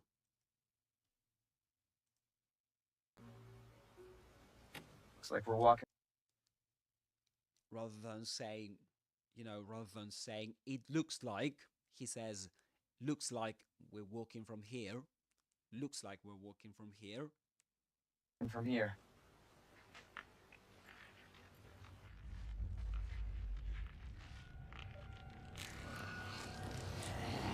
So, More like running. More like running. That's a humorous comment Claire makes. Yeah, good call.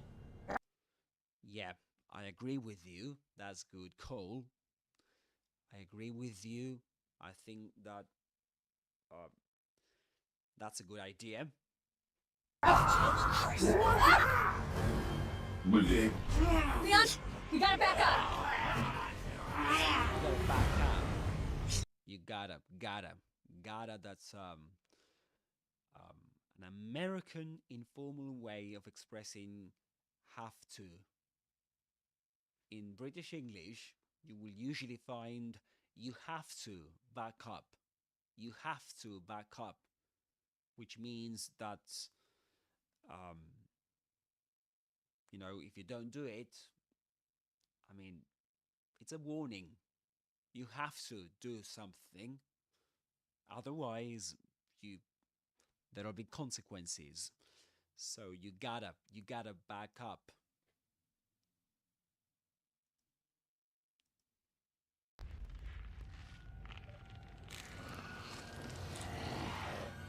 More like running.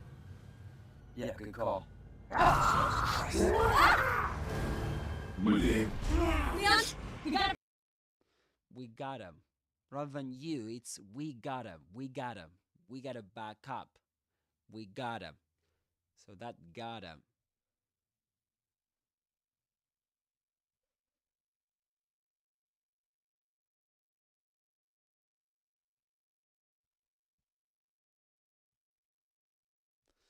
This would be we have to. In British English, we have to. We have to back up.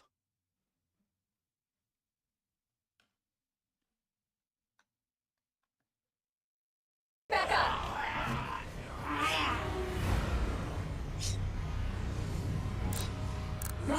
What the? Again, there we go. She says, what the, just like Leon, when he starts shooting the zombie in the previous scene, right? He says, what the? Well, Claire, he does the same. She says the same thing. She says, what the?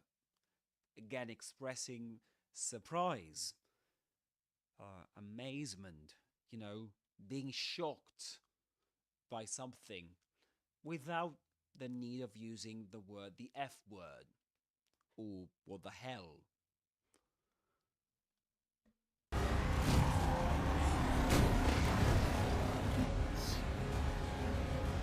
Holy shit.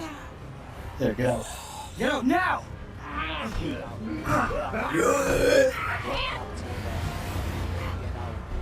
Hold on! Hold on.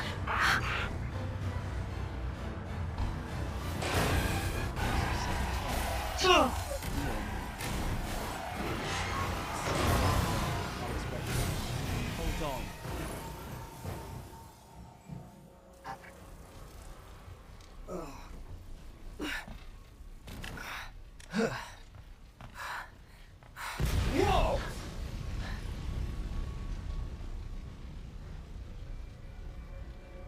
Oh no.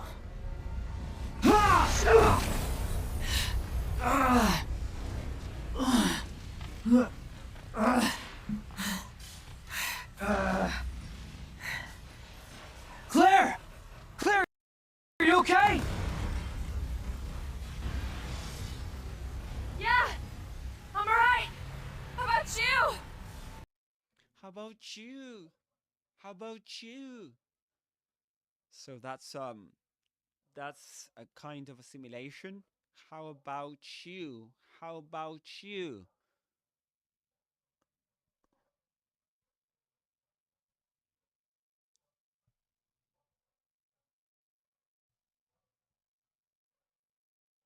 She says,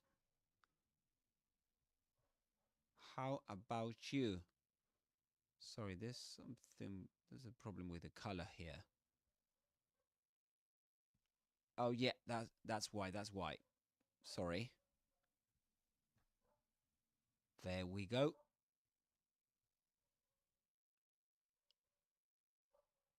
How about you? What happens here? She says, she doesn't say, how about you? But how about you? Why? Because in English, and this happens both in British and American English, when word ends in the consonant t, in the sound t, or the letter T, and the next word begins with a ya sound, like this one. This is the sound is a ya, ya, ya, you. What you get here is the following. You get ch, right? This is the phonetic symbol. So ch. How about you? How about you? And this has a name actually. Oh, sorry about the ones in the vertical live stream can't see the symbol. I'm gonna move it.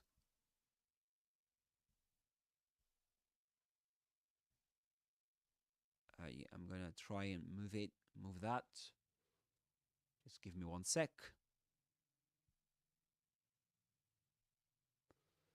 Well, not really. I'm gonna try and move that up a bit.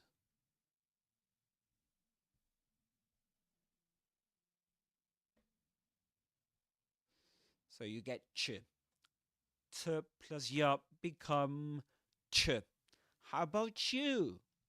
How about you? And this is very commonly found in songs, both in American and British English. For example, Benson Boone in Beautiful Things, he says, I want you, I need you, oh God, I want you, want you. So you get want you. He doesn't say want you, but want you. Listen to the song again and pay attention to this, to the song, to Benson Boone's song Beautiful Things. I want you, I need you. Well, that's another kind of assimilation. Not another kind, but the same kind, but a different instance. So you get want you, need you, and this is how about you?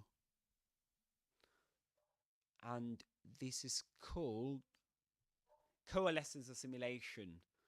Coalescence assimilation.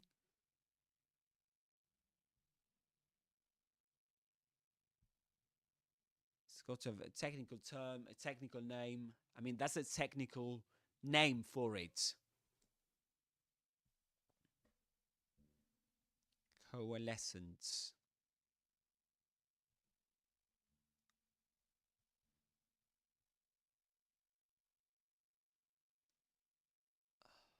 Coalescence. Yeah, that's a tricky word to spell, isn't it?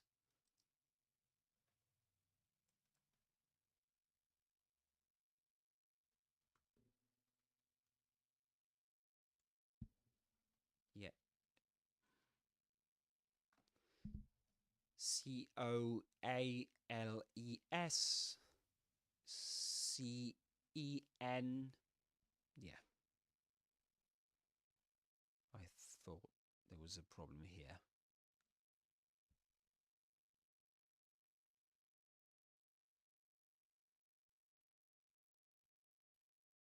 Coalescence, which is the process, which refers to the process of coming or, growing together to form one thing. Two things becoming one thing. And in phonetics, it's defined as this: the process in which speech sounds are joined together because someone is talking fast. All right? So this is connected speech. This is what happens in connected speech. Somebody is talking fast, so sounds get combined. It's like a fusion of some sort, you know? And you get, how about you? Or want you? Want you? Or in Coldplay's song, I'm not sure if it is The Scientist. They say, and ignite your bones, and ignite your bones, ignite your bones. Again, this kind of assimilation.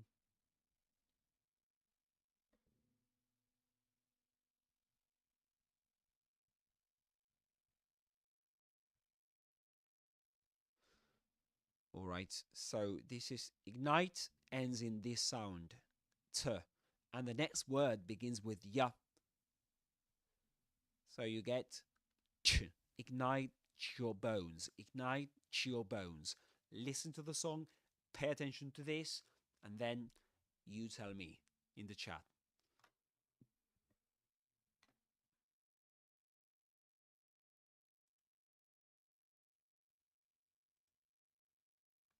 All right? So let's continue.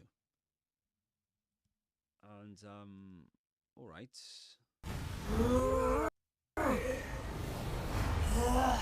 Can't stay here. It's not safe. Go on ahead. I'll meet you at the station. I'll meet you at the station. That's an interesting example of the verb meet. Because I was teaching a class yesterday, I think it was, and the verb meet came up, and in that example it meant to get to know somebody, right? That's to meet somebody. I like to meet you, to get to know you. But in this case, they say, I'll meet you at the station, which means that I'll see you there, right? You can arrange to see somebody somewhere. So let's meet at the station. Let's see each other there. Let's arrange to see each other there somewhere. I'll be there. Uh-oh. Uh-oh. So this is an excellent scene, isn't it?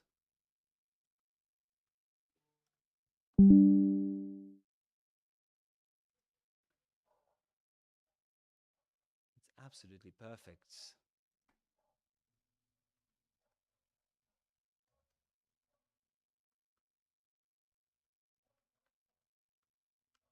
Just give me 1 second. I'm trying to do something here.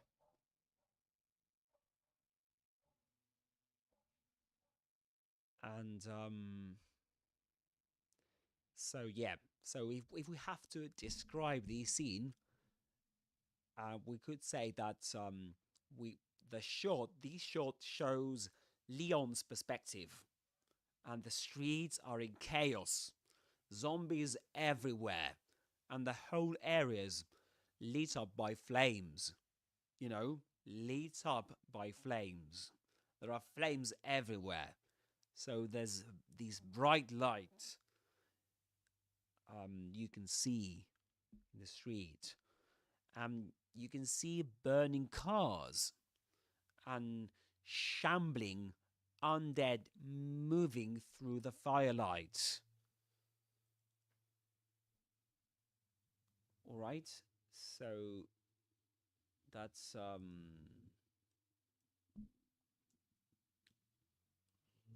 let's have a look at the shambling. Remember that I've just said shambling. Shambling undead.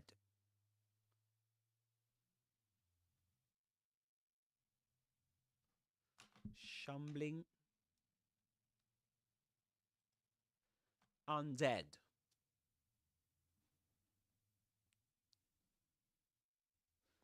Shambling undead. Shambling is a way of walking. So is a way of walking. It's to walk slowly and awkwardly without lifting your feet correctly. You know? So shamble, that's what zombies usually do, isn't it? They usually shamble like this.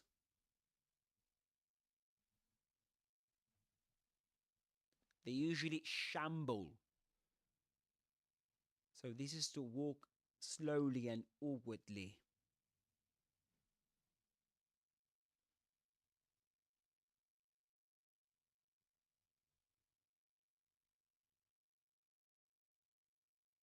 And awkwardly.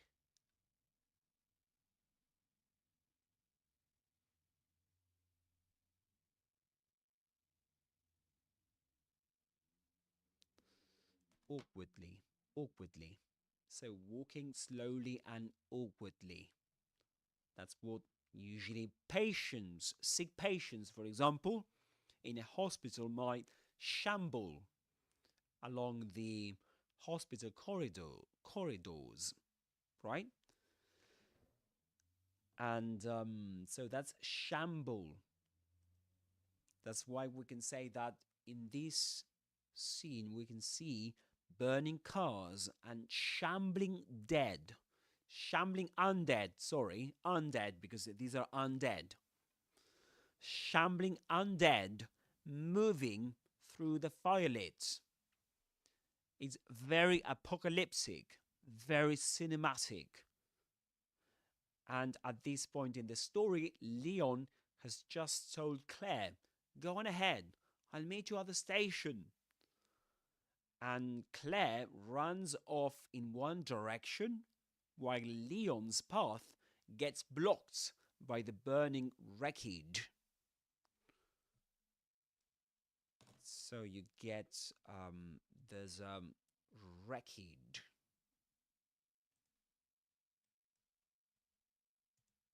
What is a wreckage?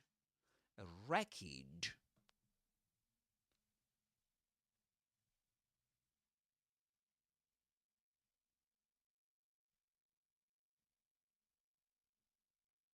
Let me write it down for you.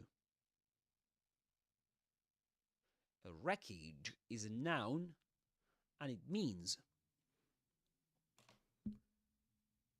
a badly damaged object. Right? So a badly damaged object or the separated parts of a badly damaged object. So you can talk about the wreckage of the car. The wreckage of the car was scattered over the roadside. So, or you can say two children were trapped in the wreckage, and you pronounce this as wreckage. You don't pronounce the what at the beginning. You don't say wreckage, but wreckage. This is wreckage.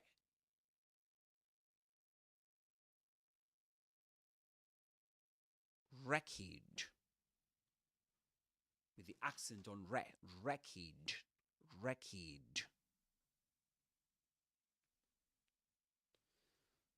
Right? So Leon is, yeah, so his path gets blocked by the burning wreckage. All right. Yeah. So this is something. This is how we could describe the scene.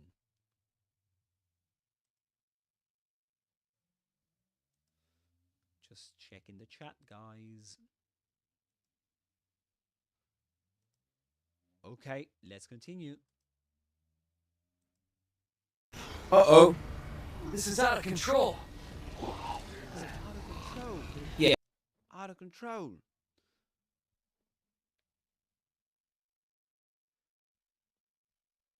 This is more American English again.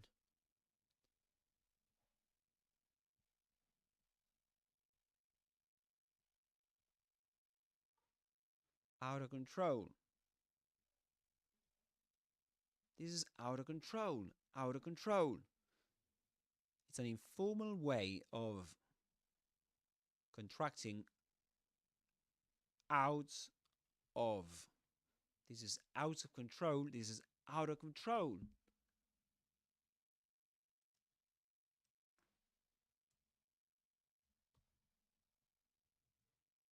Right? So it means out of, and it's pronounced outer, outer, outer, outer, and it's mainly US.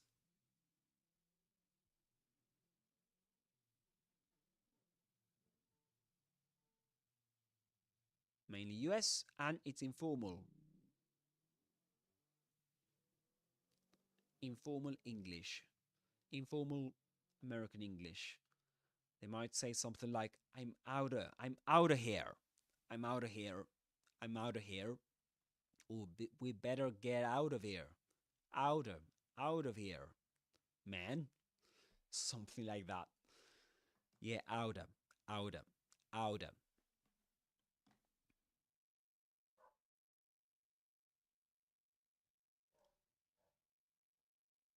That's right. Okay, let's continue. No shit. Uh-oh.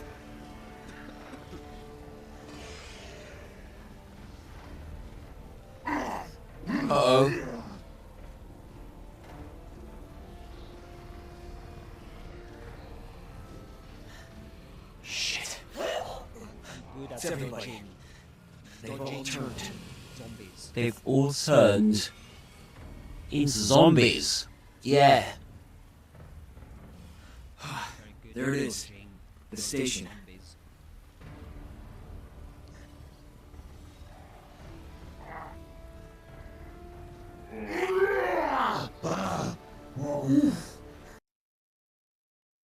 Look at that. That's amazing, isn't it?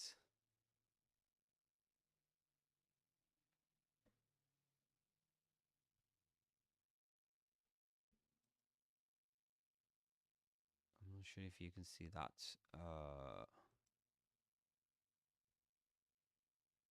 Just give me 1 second. Or can you see? How would you describe that scene in English?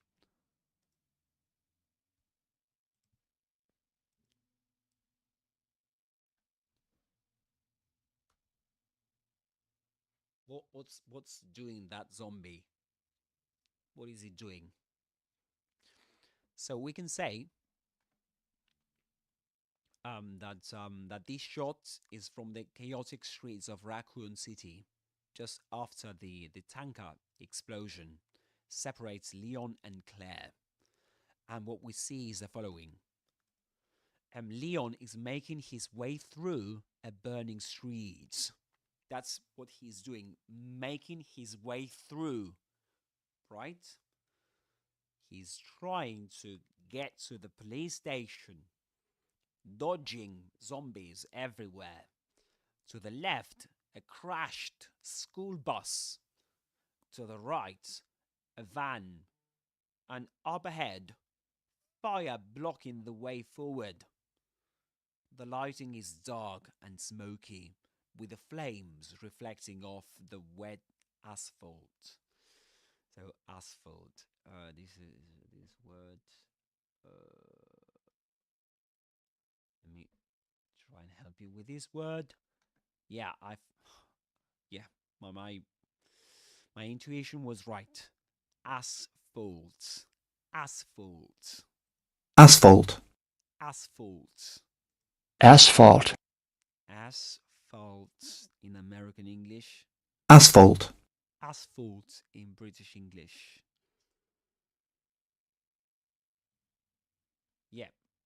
So the flames reflecting off the wet asphalt.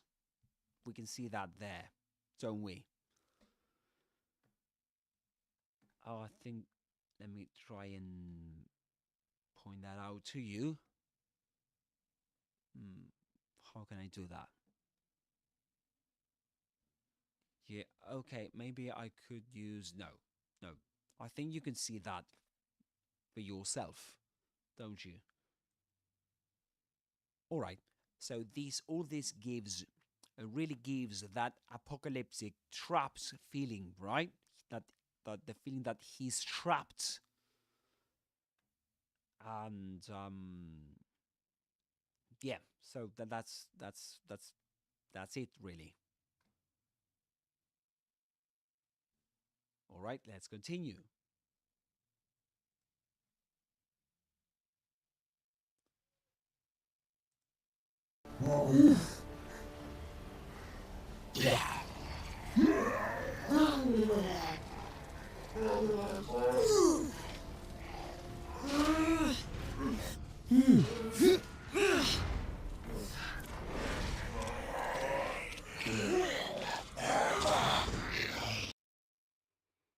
All right, that's a great scene, isn't it?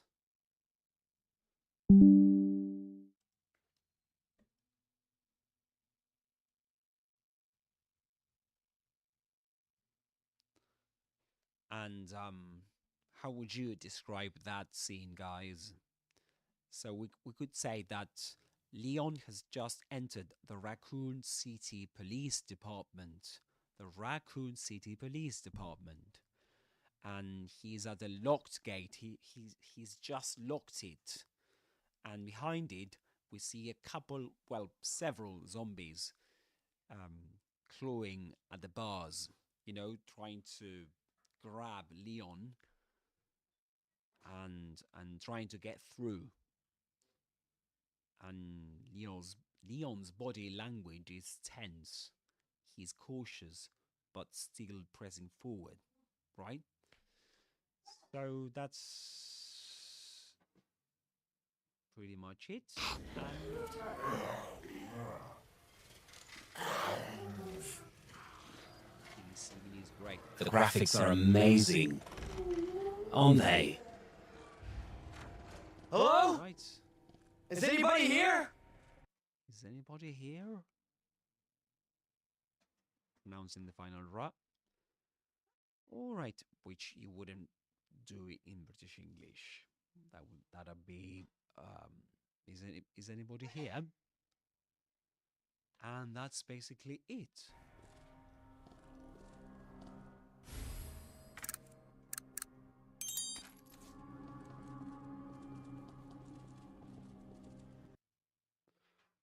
Okay, so this is the final scene in the gameplay. Because I stopped playing there.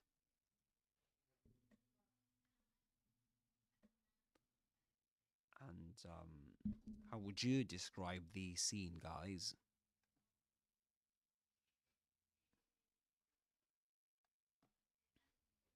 So Leon is inside the main hall of the Raccoon City Police Department, RPD. He's standing near the reception desk, and with that iconic grand staircase in the background. And this hall acts as a hub area, relatively safe, it's relative safety or relatively safe. Sometimes later in the game it's not safe. It's not safe any longer. but it's a place to regroup, save the game, and plan the next moves.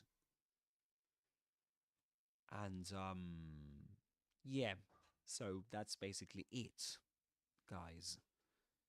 We could say that this main hall is one of the most memorable locations in the whole game. It's deceptively calm compared to the chaos outside, but the sense of dread lingers because you know you'll have to head back out into danger. And from here, Leon starts unlocking different wings of the police station, solving puzzles, and meeting Marvin, the wounded officer. And that's what we'll start doing in the next episode of Alex. I'm not sure if it's going to be the next episode of Alex's Adventures in English, but um, the next Resident Evil 2 remake gameplay. That's what I'm going to start doing. Alright, so that's it, guys. That's it for now. I hope you've enjoyed this, and I hope to see you in the next time. Alright, in the next one. Alright, take care, and see you soon. And remember, mind the zombies. And the gap, of course.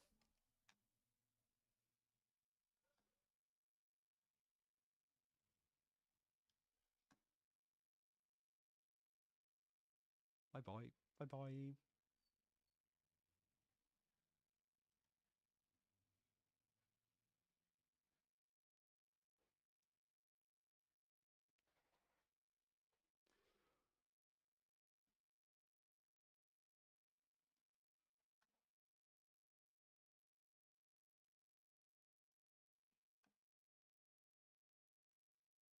bye.